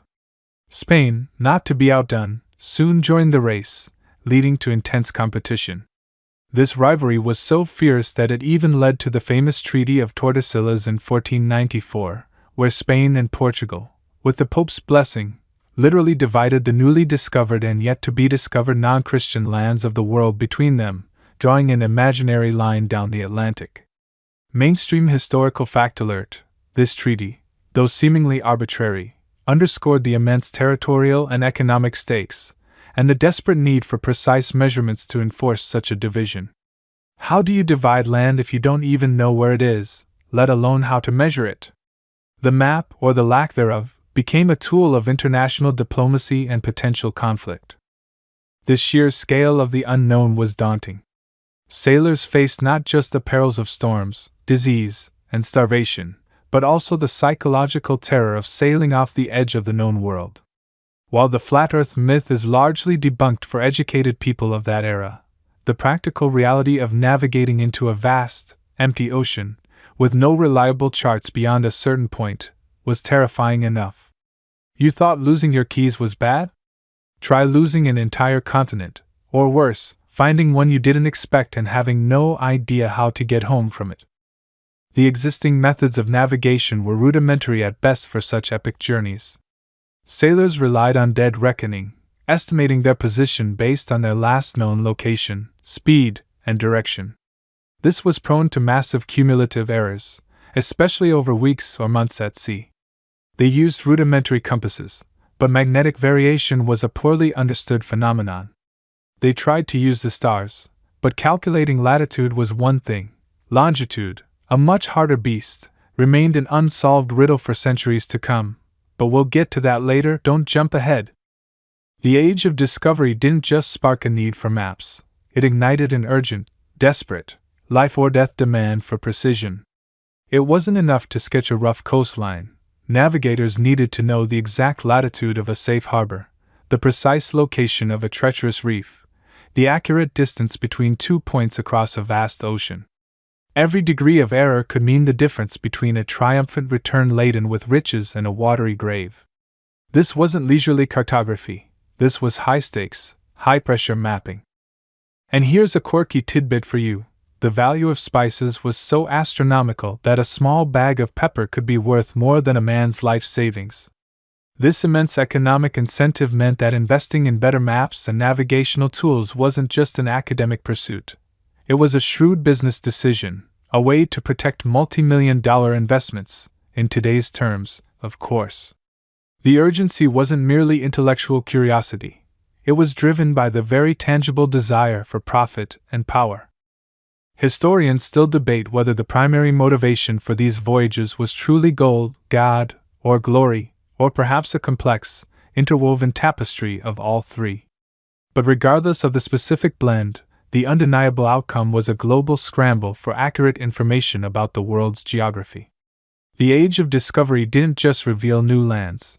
It revealed the profound inadequacy of existing geographical knowledge and created an insatiable, urgent hunger for maps that could guide a ship not just to a distant shore, but precisely back home. The world was suddenly a much bigger, and much more dangerous, place without them. You've navigated the treacherous waters of medieval theology and the intricate grids of Greek geometry, but now, dear traveler, you drift into a new dawn. Imagine the vast, featureless expanse of the open ocean. No familiar coastline to guide you, no towering landmarks to mark your passage. Just water, sky, and the unsettling feeling that you are, quite literally, adrift. For centuries, this was the terrifying reality for mariners who dared to venture beyond sight of land.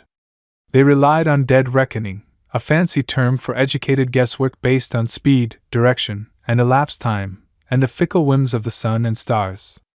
It was less a science, more a hopeful prayer whispered on the wind. But then, something truly transformative entered the scene, not with a bang, but with a subtle, persistent pull. You see, humanity was about to unlock the secrets of Earth's invisible embrace, magnetism. Picture yourself on a creaking wooden deck, the salty spray misting your face, the endless horizon stretching out before you. Suddenly, you're handed a small, unassuming device. It's a bowl of water, and floating gently within it, a tiny piece of magnetized iron, perhaps shaped like a fish, or even just a simple needle. And no matter how you turn the bowl, that little piece of metal stubbornly, unerringly, points in one direction. North. This, my friend, is your first encounter with the compass, a true game-changer that quietly revolutionized how humanity perceived and navigated its world. The earliest forms of the compass, we believe, emerged in China, a mainstream historical fact that often surprises those who picture European explorers as the sole pioneers of navigation. Imagine ancient Chinese geomancers, those who practiced feng shui, using these early magnetic pointers to align buildings and graves correctly, ensuring harmony with the cosmic forces. They weren't thinking about sailing across oceans. They were thinking about good vibes and auspicious energy. But someone, somewhere, had the brilliant idea. Hey, if this thing points north on land, maybe it'll do the same on water? And just like that, a mystical tool became a practical one. You can almost hear the collective sigh of relief from sailors who no longer had to pray for clear skies or a glimpse of the North Star. Finally, they'd grumble. Something that works even when it's cloudier than my granddad's memory after a long day at sea. Initially, these were rather delicate affairs, a magnetized needle floating on water, or perhaps a pivot on a pin. Try using that on a ship being tossed around by a storm. You'd spend more time trying to keep the needle from capsizing than actually finding your direction. Over time, however, the design evolved. The needle was fixed to a card marked with directions, enclosed in a protective box, and eventually mounted on gimbals to counteract the ship's motion. This meant that even as your vessel pitched and rolled like a drunken walrus, the compass card remained relatively level, allowing for a much more stable and accurate reading. It was a technological leap as significant, in its own way, as going from a horse and buggy to a self-driving car, though perhaps with fewer existential crises about AI taking over the world. Now, while the compass gave you a consistent direction, it didn't tell you where you were. You could sail due north for 1,000 miles, but without knowing your starting point or how far north you'd gone, you were still just a very well-oriented speck in the vast blue. This is where our second star player, the astrolabe, steps onto the stage, or rather, swings into view. Imagine a brass disc, often intricately engraved, with movable parts and a siding vane. It looks less like a navigational instrument, and more like a prop from a steampunk convention, or perhaps a very fancy, very old-school calculator. The astrolabe, too, has ancient roots, with its origins tracing back to ancient Greek astronomers. But it was during the Islamic Golden Age that this device truly flourished, refined and expanded upon by brilliant scholars who used it for everything from telling time to calculating prayer directions. For mariners, however, its most crucial function was measuring the altitude of celestial bodies, specifically, the North Star, Polaris, in the northern hemisphere, or the sun at noon. You'd hold the astrolabe up, align its siding vane with the star or sun, and then read the angle off the graduated scale. That angle, with a bit of mathematical wizardry or, let's be honest, a pre-calculated table, told you your latitude. Think about it. If you know the North Star's height above the horizon changes by 1 degree for every 60 nautical miles you travel north or south, then a simple measurement could tell you how far north or south you were from a known point. This was revolutionary. No longer were you tied to hugging coastlines, hoping to spot a familiar headland. You could sail out into the open ocean, confident that by taking a celestial reading, you could determine your north-south position. Of course, it wasn't always easy. Try holding a delicate brass instrument steady on a pitching deck, squinting at a tiny star, all while battling seasickness. It probably felt a bit like trying to thread a needle during an earthquake. And let's not forget the small problem of cloudy nights. "Oh, the stars are out tonight, Captain? Fantastic! We can finally figure out where we are." "What's that?" "Oh, just a little fog." "Right. Back to guessing, then." One quirky tidbit about these early astrolabes: while incredibly sophisticated for their time, they were often too unwieldy for practical use on a rolling ship. Many early mariners actually preferred a simpler, more robust device called a mariner's astrolabe, or a quadrant, which was essentially a simplified astrolabe designed purely for measuring angles, stripped of all the astronomical calculation features. It was the ruggedized version, if you will, built for the rough and tumble life at sea, rather than the quiet contemplation of an astronomer's study. Historians still argue whether the more complex planispheric astrolabe was widely used at sea, or if it was primarily the simplified mariner's astrolabe that truly made the difference for ocean voyaging. The debate often hinges on surviving artifacts and the practicalities of 15th century shipbuilding. The combined power of the compass and the astrolabe was nothing short of transformative. The compass gave you a reliable direction, even in the darkest, cloudiest conditions. The astrolabe, or quadrant, gave you your north-south position, your latitude. Together, they allowed mariners to venture further, and with greater confidence than ever before. You could plot a course across an ocean, and though you might drift a bit east or west, longitude remained the elusive beast for centuries more. You knew you wouldn't miss your target by thousands of miles north or south. This newfound precision reduced the immense risks of long-distance sea travel, opening up entirely new possibilities for exploration, trade, and empire building. It was like suddenly being given a GPS after years of relying on a crumpled, hand-drawn map and a hopeful prayer to the navigation gods. And while those early maps were still full of ghost islands and sea monsters, at least now you could actually find the real places, even if they looked a bit different from how they were depicted. The age of truly global exploration, the one that would reshape continents and connect disparate cultures, was now, thanks to these two humble instruments, firmly within humanity's grasp. You could almost hear the distant call of "Land ahoy!" echoing across the centuries, a testament to the quiet revolution brought about by a simple magnetized needle and a brass circle aimed at the stars. You're drifting now, aren't you? Just let your mind float, like a ship on a vast, inky ocean. Feel the gentle sway, hear the soft creak of timbers, the whisper of the wind in the sails. After centuries of drawing maps that looked like someone had tried to iron a crumpled shirt, all wavy lines and squiggly coastlines, sailors were getting seriously fed up. Imagine trying to navigate from Lisbon to the Spice Islands with a map that tells you, just head generally east, and if you see a sea monster, you've gone too far. It was less about precision and more about, well, hope. The age of exploration, as we've gently touched upon, wasn't just about discovering new lands. It was about getting there, and crucially, getting back, without ending up as fish food or, worse, completely lost. As ships grew larger, their voyages longer, and the stakes higher, the demand for truly navigable maps became an absolute, screaming necessity. You see, the old maps, even the ones with the fancy latitude and longitude lines, had a fundamental flaw when it came to plotting a consistent course.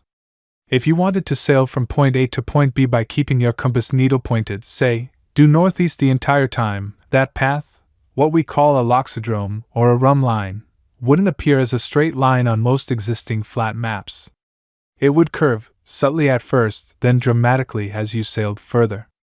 Trying to follow a curved line on a pitching deck, constantly adjusting your compass, was like trying to draw a perfect circle with a wobbly pencil while riding a roller coaster. It was an exercise in frustration, and often failure. Enter a man whose name you've almost certainly heard, even if you didn't quite grasp his genius until now, Gerardus Mercator. Born Geert de Kramer in Ruppelmond, Flanders, in 1512, he was a true Renaissance polymath, a geographer, cosmographer, and instrument maker.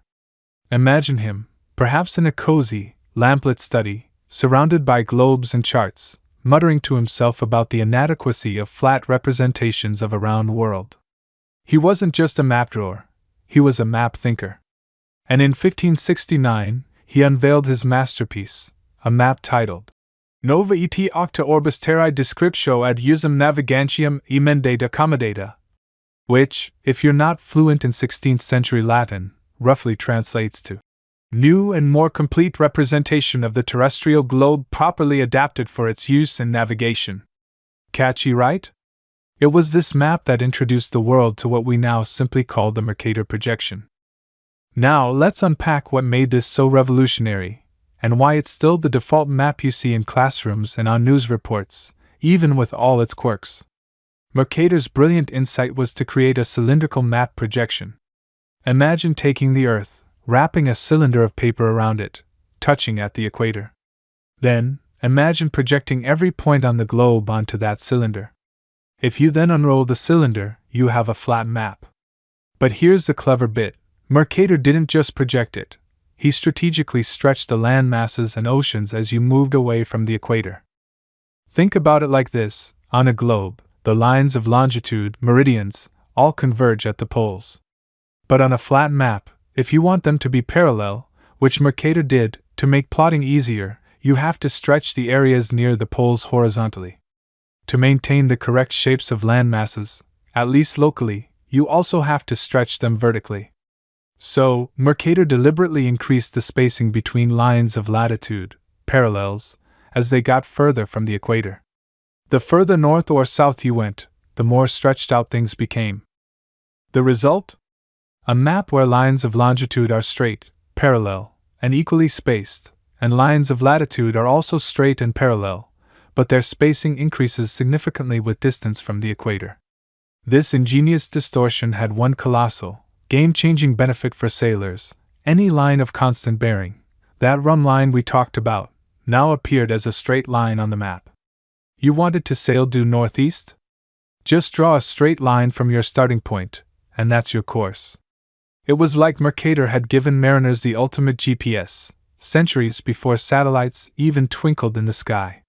For the first time, plotting a course across vast, uncharted oceans became a straightforward exercise in drawing a line with a ruler. This was the mainstream historical fact that changed navigation forever. The Mercator projection became the indispensable tool for oceanic travel, allowing sailors to maintain a constant compass bearing with unprecedented ease. But, as with all good things, there was a catch, and it's a big visual one. That stretching, while brilliant for navigation, profoundly distorted the size of landmasses, especially as you moved away from the equator. Areas near the poles, like Greenland, Canada, and Russia, appear ridiculously, disproportionately enormous. You look at a Mercator map, and Greenland seems about the same size as Africa.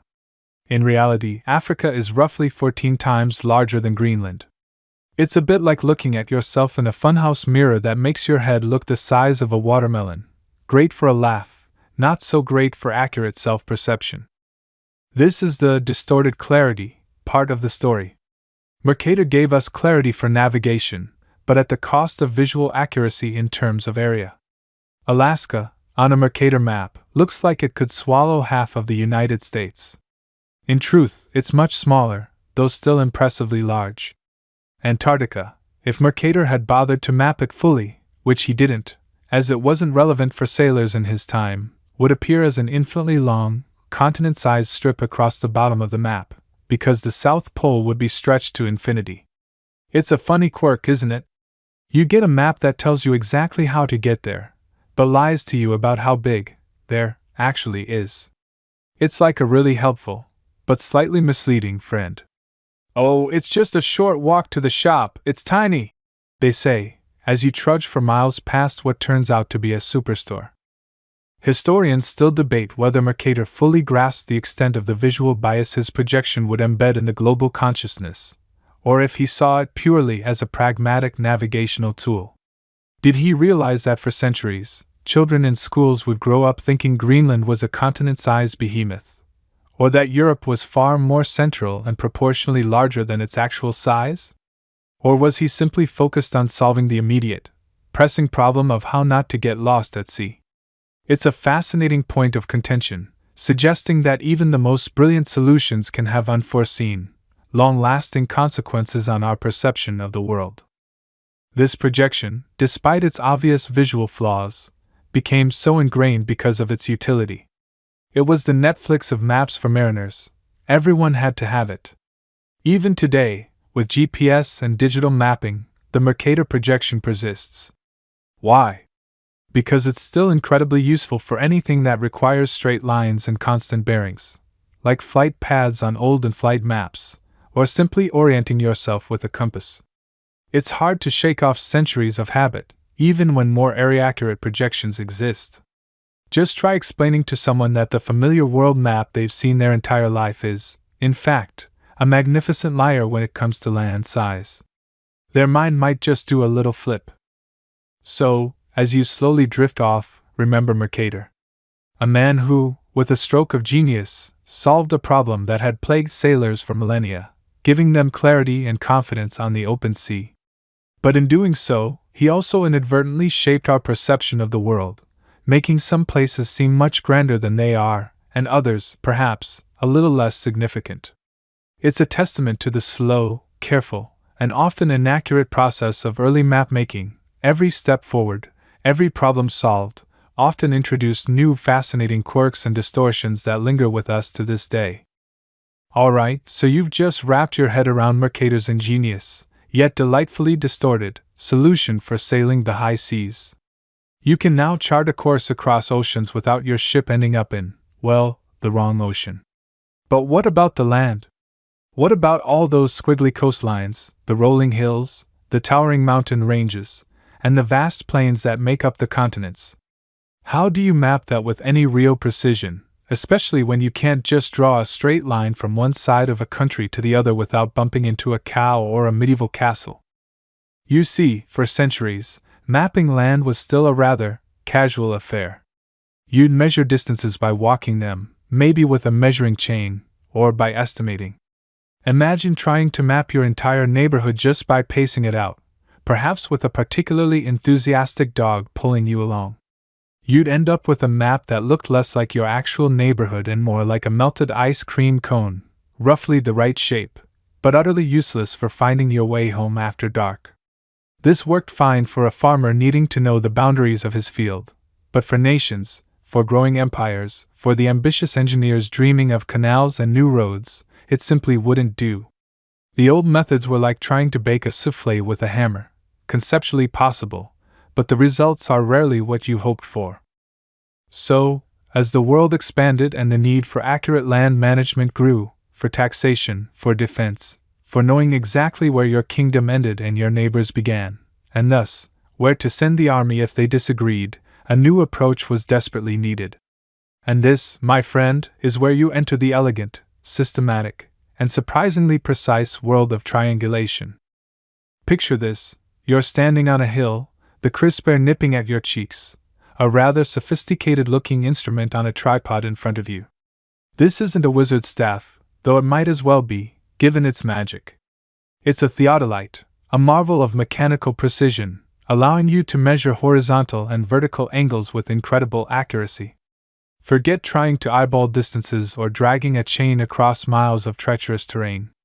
With triangulation, you don't measure every distance, you measure angles. Here's the genius of it. You pick 2 points on the ground that you can see from each other. Let's call them point A and point B. You then measure the exact distance between A and B. This is your baseline, and it's the only direct distance measurement you'll typically make for a very large area. This baseline measurement, by the way, was often an incredibly painstaking process, involving specially calibrated chains or rods, measured multiple times, sometimes over a period of days, just to get it absolutely perfect. Imagine measuring a mile-long line with the precision of a watchmaker, making sure every segment is perfectly straight and level.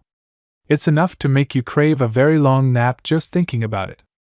Now, from point A, you look at a third point, point C, maybe a distant mountain peak, a church steeple, or even a specially constructed signal tower designed to be seen from miles away.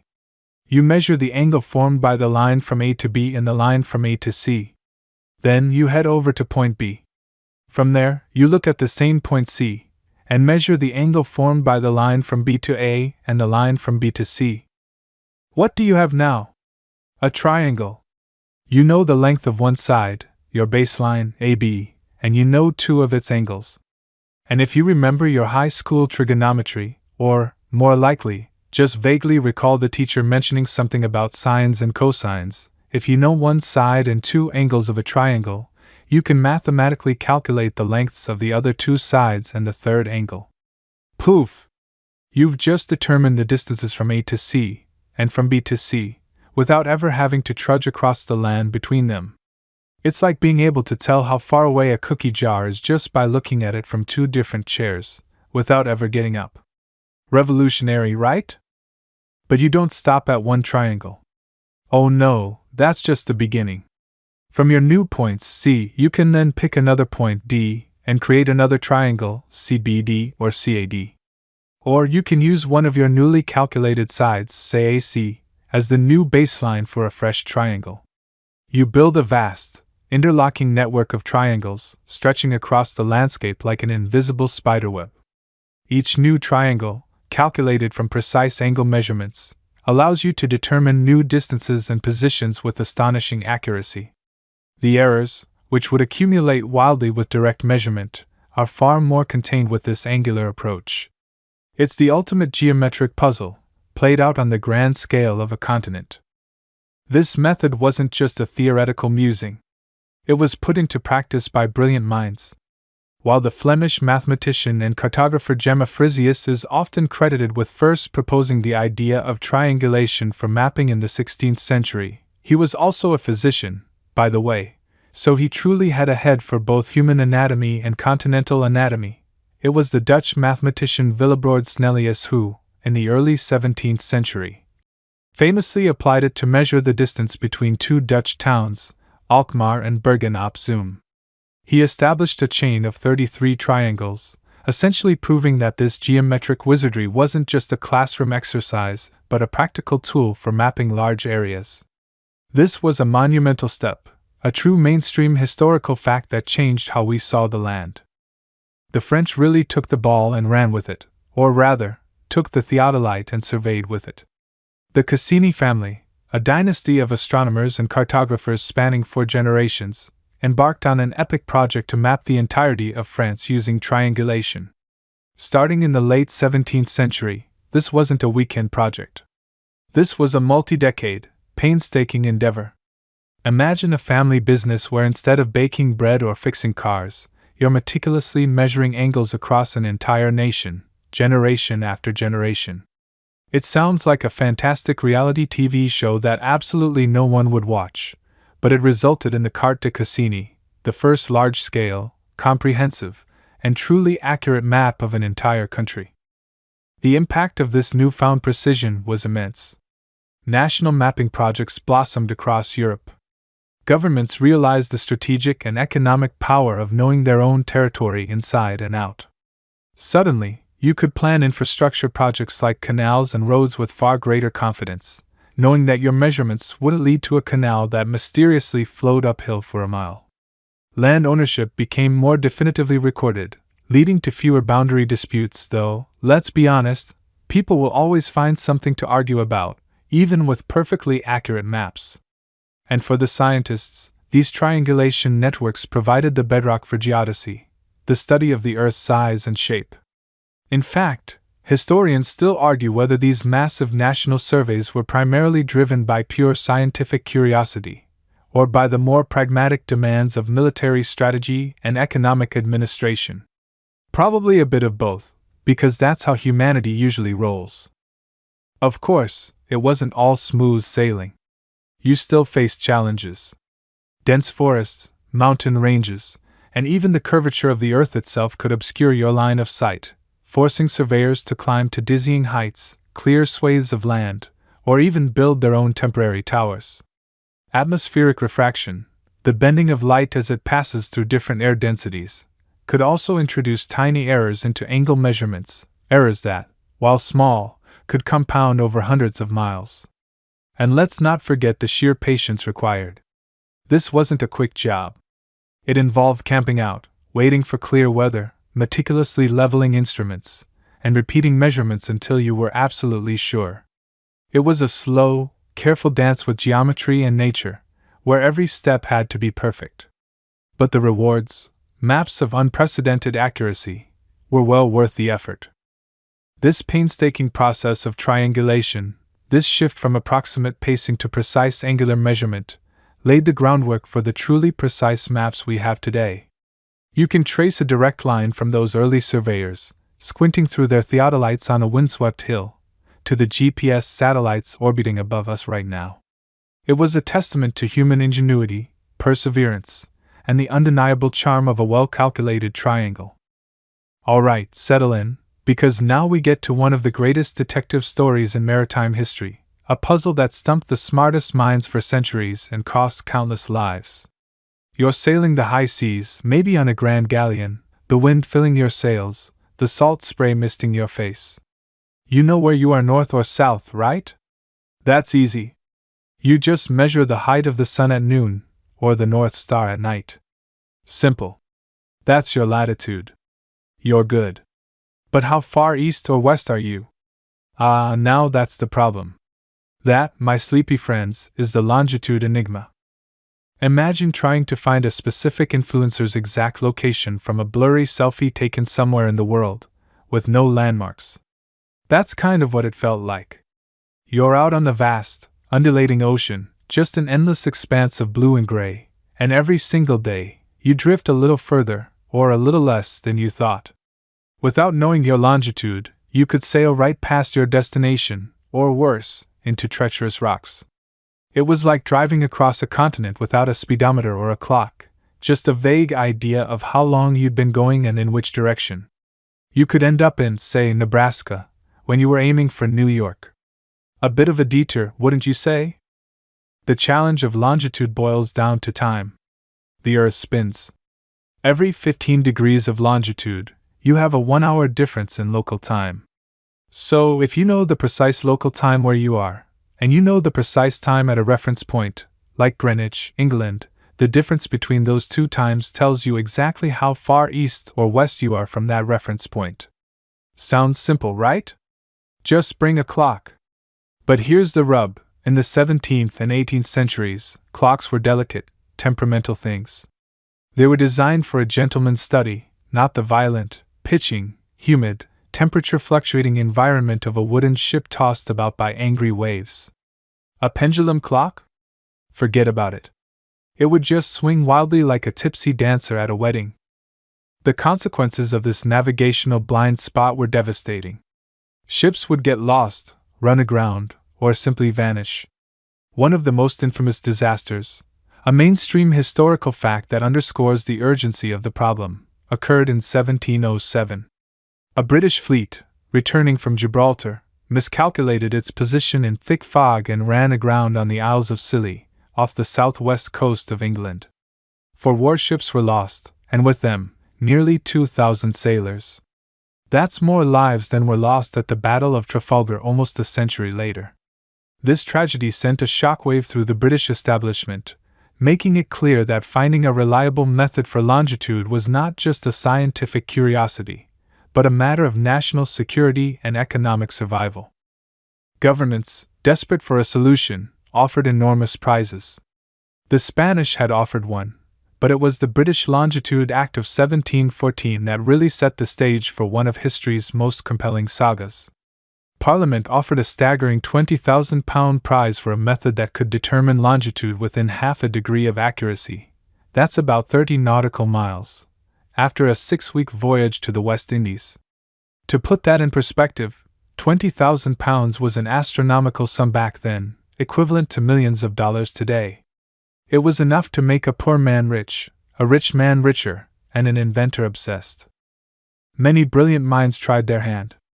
Astronomers, naturally, thought the heavens held the key. They proposed methods using lunar distances, measuring the angle between the moon and certain stars.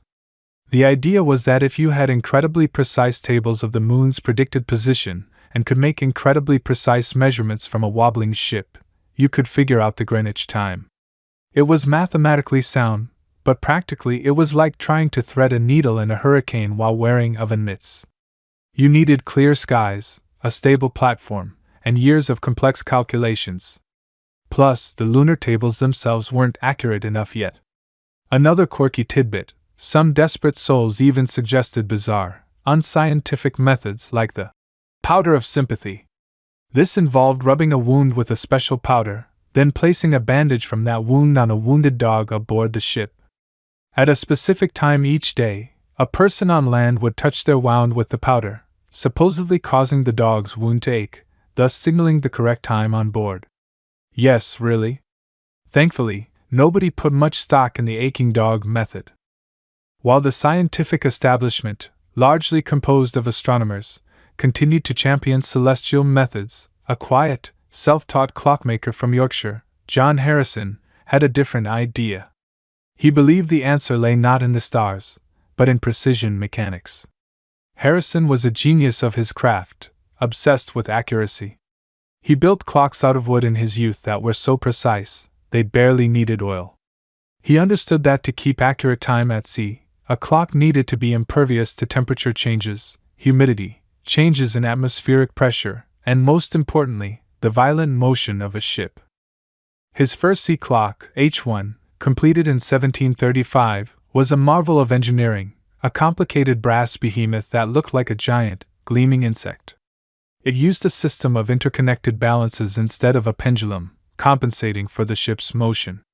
It worked surprisingly well on its initial trial voyage to Lisbon, but Harrison, ever the perfectionist, wasn't satisfied. He knew he could do better. He spent years, decades even, refining his designs, building H2 and then H3.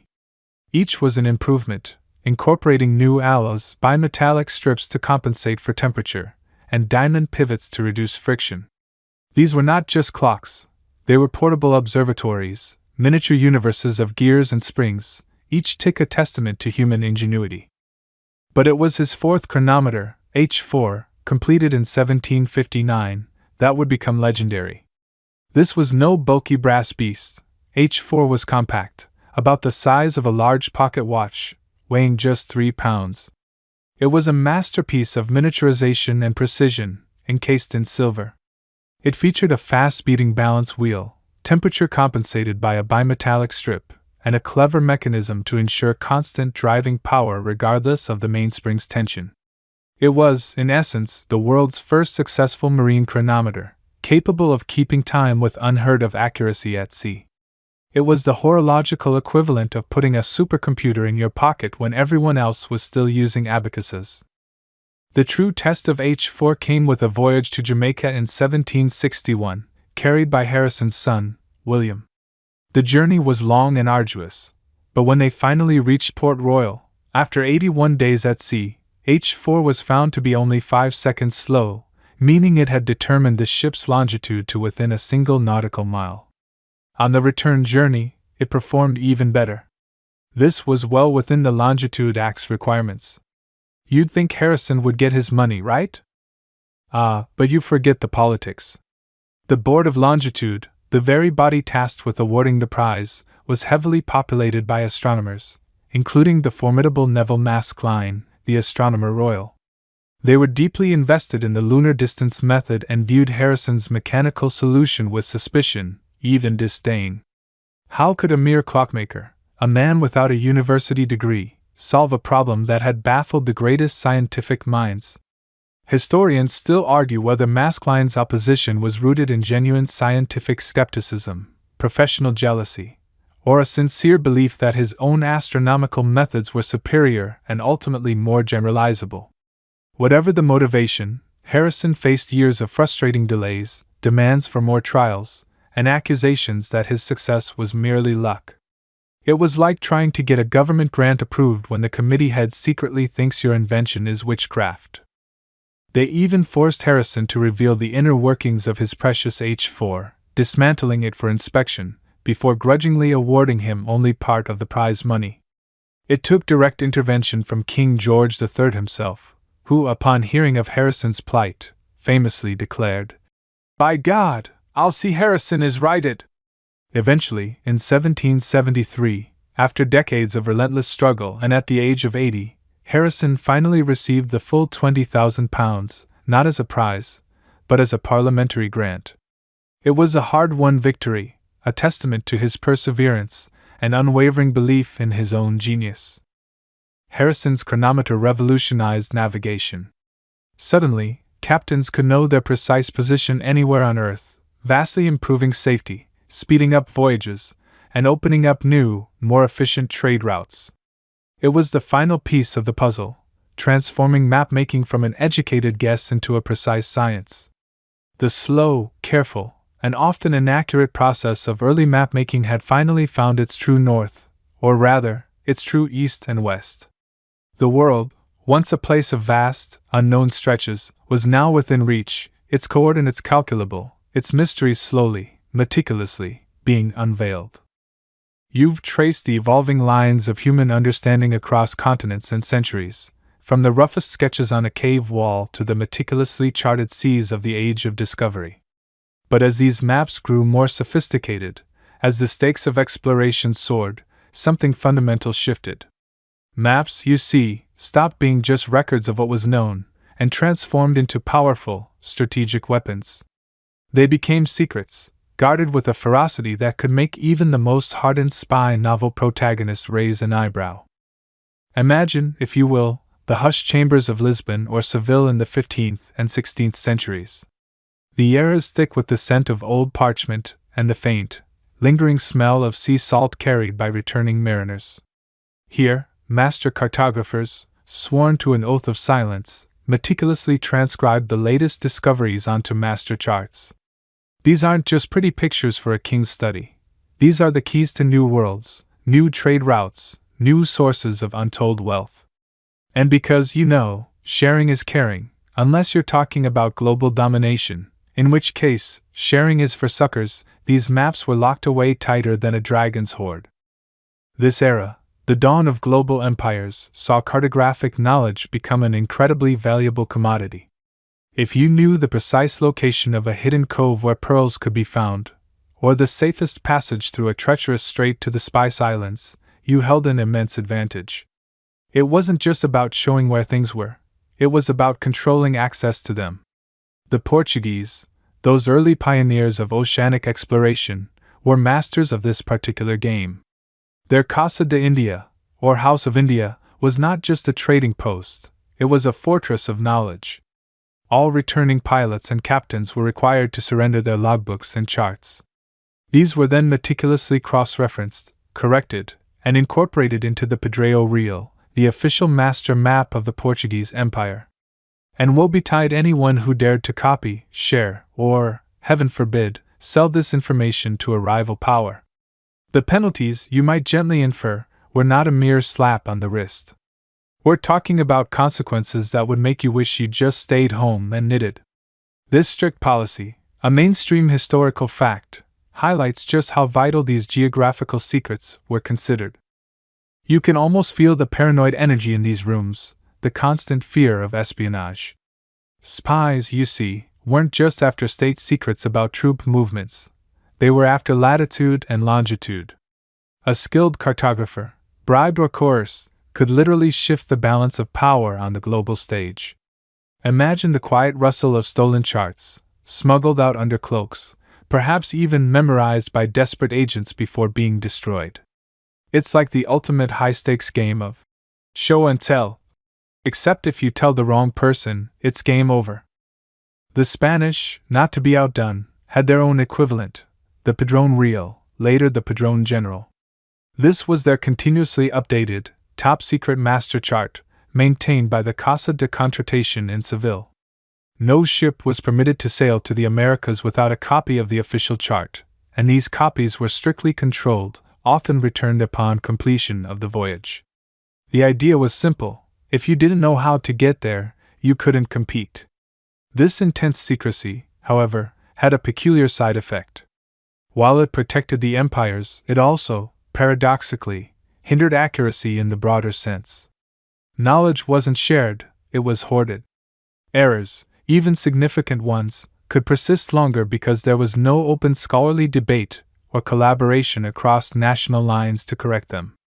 It's like trying to solve a puzzle in the dark, with each person only seeing a tiny, isolated piece. Sometimes, the secrecy went beyond mere withholding. There's a quirky tidbit about deliberate misinformation. Some historians whisper about instances where publicly available maps, or those given to less trusted allies, contained subtle, deliberate errors. Imagine a coastline drawn just slightly off, a phantom island added, or a crucial strait subtly misrepresented. The goal? To lead rivals astray, to waste their resources, perhaps even to shipwreck them on a non-existent reef. It's the cartographic equivalent of telling someone the party is at the house 2 blocks over, just to enjoy the chaos from afar. Historians still argue whether the deliberate inaccuracies on some publicly released maps were truly effective in misleading rival powers, or if they merely added to the general confusion of an era already rife with poor data and unreliable instruments. It's a fascinating debate. Was it clever strategy, or did it just make everyone scratch their heads even more? The Dutch East India Company, the mighty VOC, was another formidable player in this game of cartographic cat and mouse. Their spice routes to the East Indies were their lifeblood, and the charts detailing those routes were guarded with extreme vigilance. Captains were often given charts only for their specific leg of the journey, or charts with deliberately omitted sections. Upon return, these precious documents were immediately confiscated and locked away. The company even had a policy of destroying charts if a ship was captured, rather than letting them fall into enemy hands. Imagine the desperation, the frantic tearing of paper, as a hostile fleet closes in, ensuring that even in defeat, the knowledge remained protected. It wasn't just about protecting trade, it was about protecting monopoly, ensuring that the fragrant riches of the East flowed only into their coffers. This era of secret maps extended beyond just naval charts. As nations began to consolidate their land empires, internal surveys, particularly of strategic border regions or resource-rich areas, also became classified. You wouldn't want your neighboring kingdom knowing the exact lay of your defensive fortifications, or precisely where your richest veins of ore lay hidden, would you? The very act of mapping, once a pursuit of knowledge, became an act of power projection. The lines on the map weren't just boundaries, they were battle lines. The consequences of this obsessive secrecy were multi-layered. On one hand, it certainly helped nations maintain their competitive edge for a time. It allowed them to exploit newly discovered territories and resources without immediate challenge. On the other hand, it undeniably slowed the overall progress of cartography. Imagine if all the brilliant minds, the meticulous observers, and the skilled draftsmen across Europe had been able to openly share their findings, to collectively verify and correct. Errors that persisted for decades, even centuries, might have been rectified far sooner. The drive for secrecy meant that the global understanding of geography remained fragmented, often based on partial truths and deliberate obfuscations. It was a trade-off, short-term national advantage versus long-term global accuracy. So, as you drift off, consider the irony. The very human desire to understand and represent the world, which began with such earnest curiosity, evolved into a strategic game where the truth itself became a weapon. Maps were no longer just tools for navigation or exploration. They were instruments of statecraft, whispers of power, and often, deliberate veils drawn over the true face of the world. The slow, careful process of early map-making was made even slower, and often more inaccurate, by the very hands that sought to control its knowledge. Now settle in, because this next part is where the truly charming, utterly bewildering, and sometimes downright hilarious aspects of early map-making really come into their own. You've journeyed through the practicalities, the mathematics, the religious overlays, and the desperate need for accuracy. But before we arrive at the precise, satellite-driven maps you probably used to find the nearest coffee shop, there was a delightful period when the unknown was filled not just with "here be dragons," but with entire landmasses that simply weren't. Imagine, if you will, unfurling a vast, crackling map, perhaps by the flickering glow of a whale oil lamp. The air smells faintly of old parchment and adventure.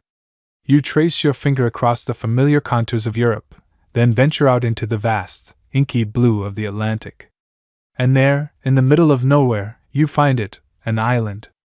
Maybe it's labeled Frisland, or High Brazil, or even Antillia, the Isle of Seven Cities. You think, wow, an island! I wonder what treasures or curious creatures reside there.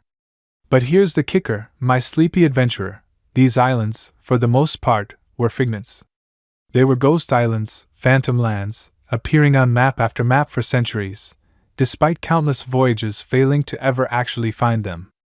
It's like having a persistent glitch in your GPS that keeps telling you there's a Starbucks in the middle of the ocean. You'd think after the 10th time, someone would update the system, right?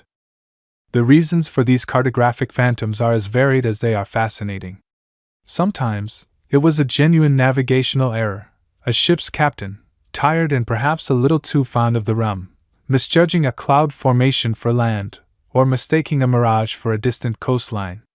They'd report it, and eager mapmakers, desperate to fill the blank spaces and provide useful, or seemingly useful, information, would dutifully ink it onto their precious charts. Other times, it was pure wishful thinking, or the echo of ancient myths and legends. Imagine the hopeful whispers of sailors. Surely, there must be a fertile, untouched land out there, just beyond the horizon, where the gold nuggets grow on trees and the mermaids sing lullabies. And poof, a new island is born on paper. Take Frisland, for instance.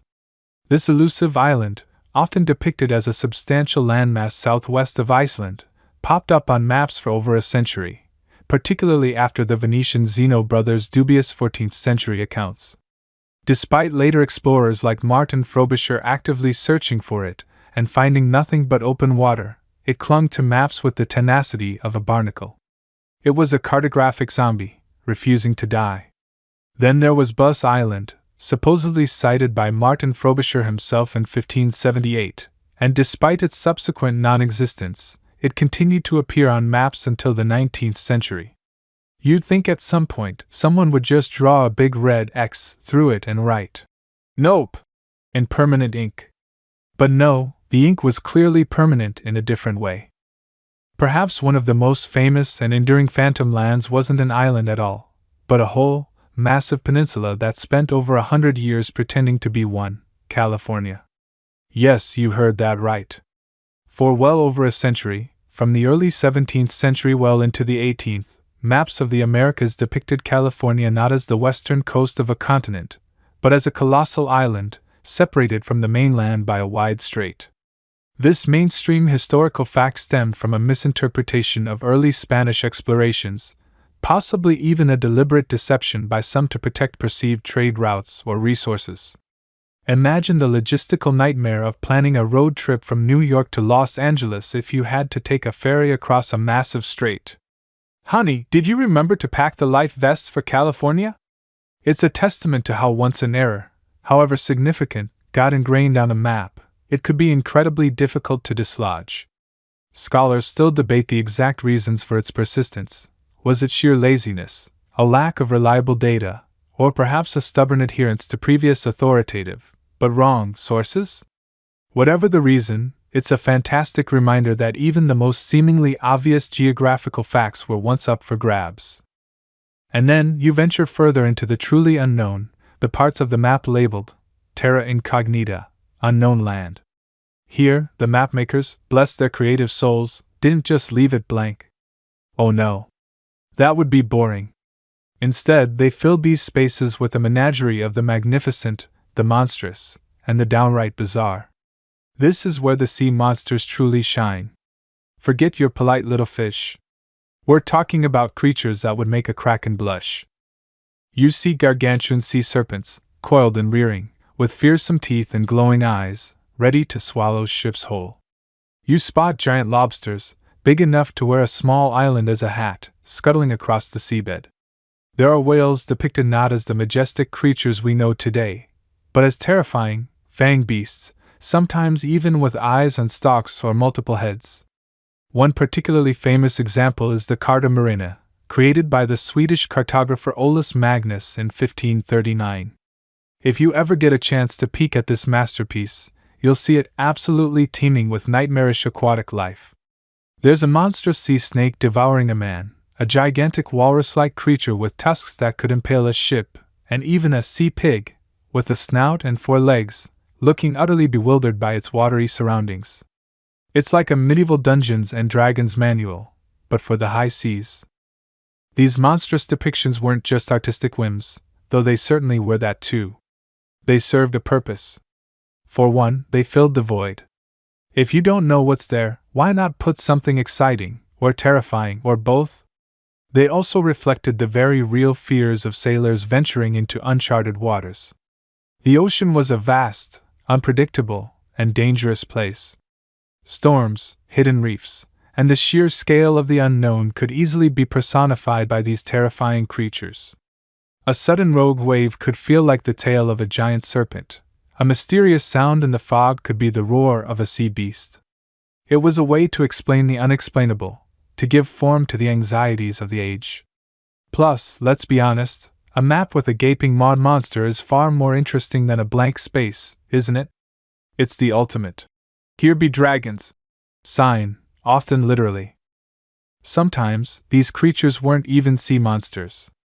You might find a perfectly normal elephant inexplicably wandering around what's supposed to be Greenland, or a unicorn prancing across a landmass that has never seen a unicorn.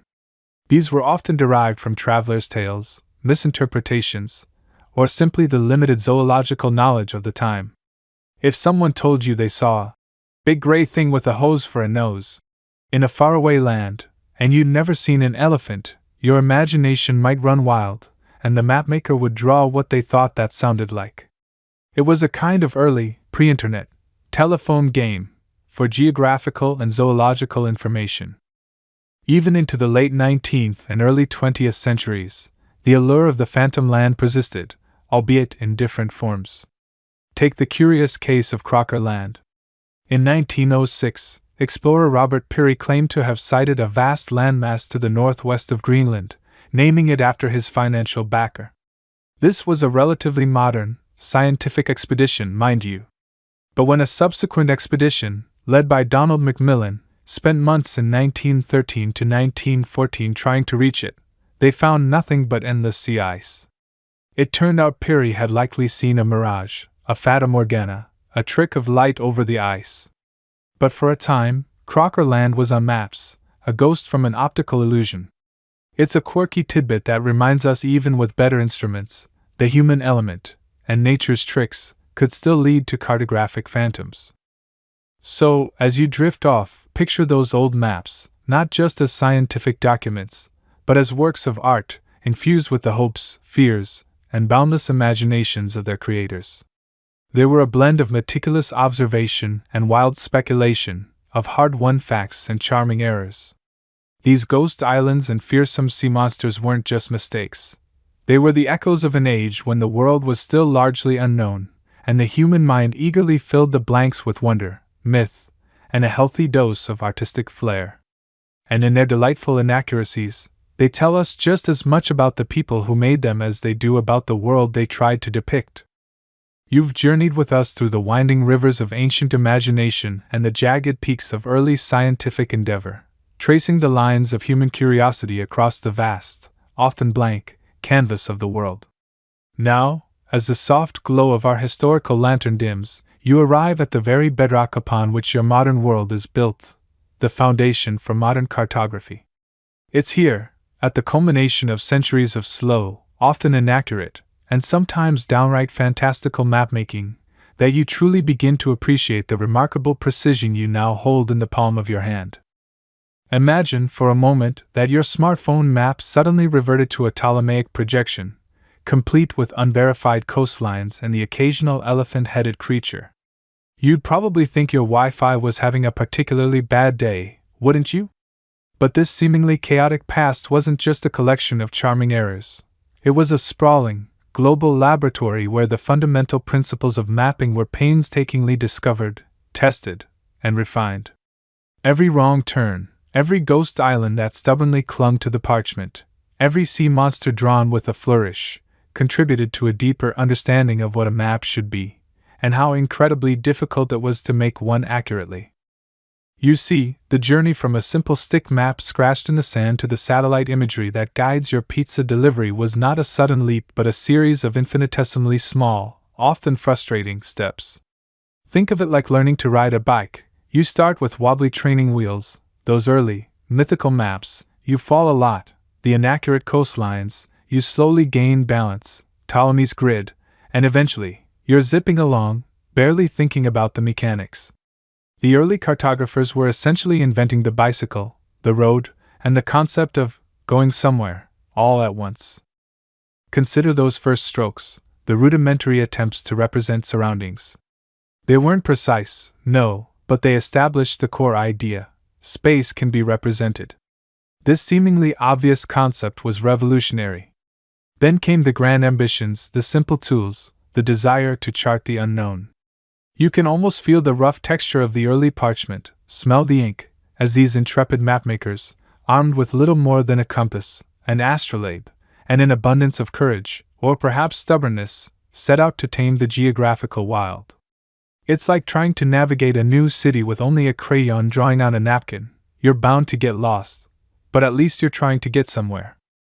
Ptolemy, with his revolutionary grid, laid down the very scaffolding of global mapping. You can thank him, in part, every time you glance at latitude and longitude lines on a modern map. He introduced a mathematical rigor that transformed mapmaking from an artistic interpretation into a scientific discipline. And the Romans, bless their pragmatic hearts, showed us the power of maps as practical tools for administration and logistics. Their road maps might have lacked artistic flair, but they got legions where they needed to go, which, when you think about it, is a pretty essential function for any map. Then came the Mappa Mundi, a detour into sacred geography, reminding us that maps are not just about physical space, but also about how we understand our place in the universe. But even these theologically driven maps, with their Jerusalem-centric views, unwittingly preserved geographical knowledge and kept the flame of cartographic interest alive. You can almost hear a medieval monk, squinting at a map, muttering, "Yes, that's where the Garden of Eden is, right next to the sea serpents." The Islamic Golden Age, however, was where the gears really started grinding towards precision. Building on Greek foundations and integrating their own advancements in astronomy and mathematics, Islamic scholars meticulously observed, calculated, and corrected. They didn't just copy, they improved. Their work was a critical bridge, preserving and advancing knowledge during a period when much of Europe was, shall we say, a little preoccupied with other things. The Age of Discovery then slapped a massive, urgent sticker on the entire cartographic enterprise. Suddenly, knowing exactly where you were and where you were going wasn't just interesting, it was a matter of life and death, and immense wealth. This demand fueled innovation, leading to the widespread use of instruments like the compass and astrolabe, which, while primitive by today's standards, were navigational superpowers back then. You can almost hear the sigh of relief from a weary sailor who finally knew if they were heading towards land or just more very, very wet ocean. And then Mercator. His projection, a brilliant solution to a navigational nightmare, fundamentally changed how we visualize the globe. While it notoriously distorts sizes, making Greenland look like it could swallow Africa whole, it provided a straight line for sailors on a curved Earth. It was a compromise, a trade-off, but one that was absolutely essential for global exploration. Historians still debate whether Mercator's projection hindered true geographical understanding more than it helped, given its lasting visual impact on our perception of continents. It's a bit like getting a fantastic new pair of glasses that make everything clear, but also make your nose look twice its size. You learn to live with it. The shift to systematic land surveying, with techniques like triangulation, marked another monumental leap. This wasn't just about drawing what you saw, it was about precisely measuring, calculating, and then drawing. It was the difference between sketching a portrait and taking a forensic photograph. This meticulous process, often involving arduous treks across challenging terrain, laid the groundwork for national mapping agencies and the highly detailed topographic maps we use today. Imagine trying to map an entire country, not with satellites, but with a chain and a lot of very patient people. It makes your afternoon walks seem positively effortless. And the longitude enigma? That centuries-long global challenge that plagued mariners and drove brilliant minds to distraction. Its eventual solution, through the development of accurate chronometers, was not just a technological triumph but a testament to humanity's relentless pursuit of knowledge. It meant that for the first time, sailors could reliably pinpoint their east-west position at sea, opening up truly global navigation. Before that, finding longitude was basically just guessing, which, as you can imagine, is not a great strategy when you're trying to avoid crashing into a continent. Even the concept of maps as secret power, guarded fiercely by nations, contributed to their eventual accuracy. While initially hindering widespread knowledge, this intense competition often spurred investment in better techniques and more precise data collection. It was like a very high-stakes game of keep away, where the prize was global dominance, and the ball was accurate geographical information. And those charming errors, the ghost islands, the mythical creatures, the phantom lands that populated early maps. They weren't just whimsical doodles. They represented the limits of knowledge, the blending of fact and folklore, and the persistent human desire to fill in the blanks. Every time a ghost island was finally debunked, it wasn't a failure, it was a success, a refinement, a step closer to truth. These inaccuracies, in their own way, forced cartographers to be more rigorous, to seek verification, to question assumptions. They were like the early internet's chain emails. You knew most were fake, but you still had to check, just in case. So, when you look at a modern map today, whether it's on your computer screen or a crisp, folded paper sheet, you're not just seeing lines and colors. You're seeing the accumulated wisdom of millennia. You're seeing Ptolemy's grid, Roman practicality, Islamic precision, Mercator's ingenuity, the surveyor's meticulous measurements, and the chronometer's steady tick. You're seeing the ghosts of ancient mariners, the whispers of medieval monks, and the persistent, unyielding curiosity of countless individuals who, generation after generation, slowly, carefully, and often inaccurately, pieced together the puzzle of our world. This slow, often circuitous journey from mythical interpretations to scientific precision is the true legacy of early mapmaking. It's a testament to the fact that even the most advanced technologies of today, the GPS satellites orbiting above you, the geographical information systems that analyze vast datasets, the digital maps that guide your every turn, are built on principles established by people who didn't even know the Earth was a sphere, let alone how to calculate its circumference. They were driven by a fundamental human need to understand where they were going, and what lay beyond the horizon. And in doing so, they provided the indispensable foundation for the incredibly precise, interconnected, and utterly indispensable maps we rely on every single day. And now, as the last echoes of our historical journey gently fade, you can begin to feel the quiet calm settle around you. Imagine the vast, silent stretches of the unknown, slowly, yielding their secrets to the patient hand of the mapmaker. Each line drawn, each contour traced, each name inscribed, was a whisper of understanding, a step away from the dark and into the light of knowledge. You are now a part of this long, unbroken chain of discovery, connected to those ancient souls who first dared to dream of charting the world. The world outside, with its myriad directions and countless paths, will always be there, waiting for you to explore its wonders, just as those first cartographers ventured into their own uncharted territories. But for now, let your mind drift, softened by the gentle rhythm of this story, letting the images of maps, both ancient and new, dissolve into the peaceful darkness. Rest easy, knowing that the world, in all its complexity, is now a little less mysterious, a little more known, thanks to the quiet dedication of those who came before. Allow your thoughts to become as light as a cloud, floating softly, until they too vanish into the deep, comforting stillness of the night.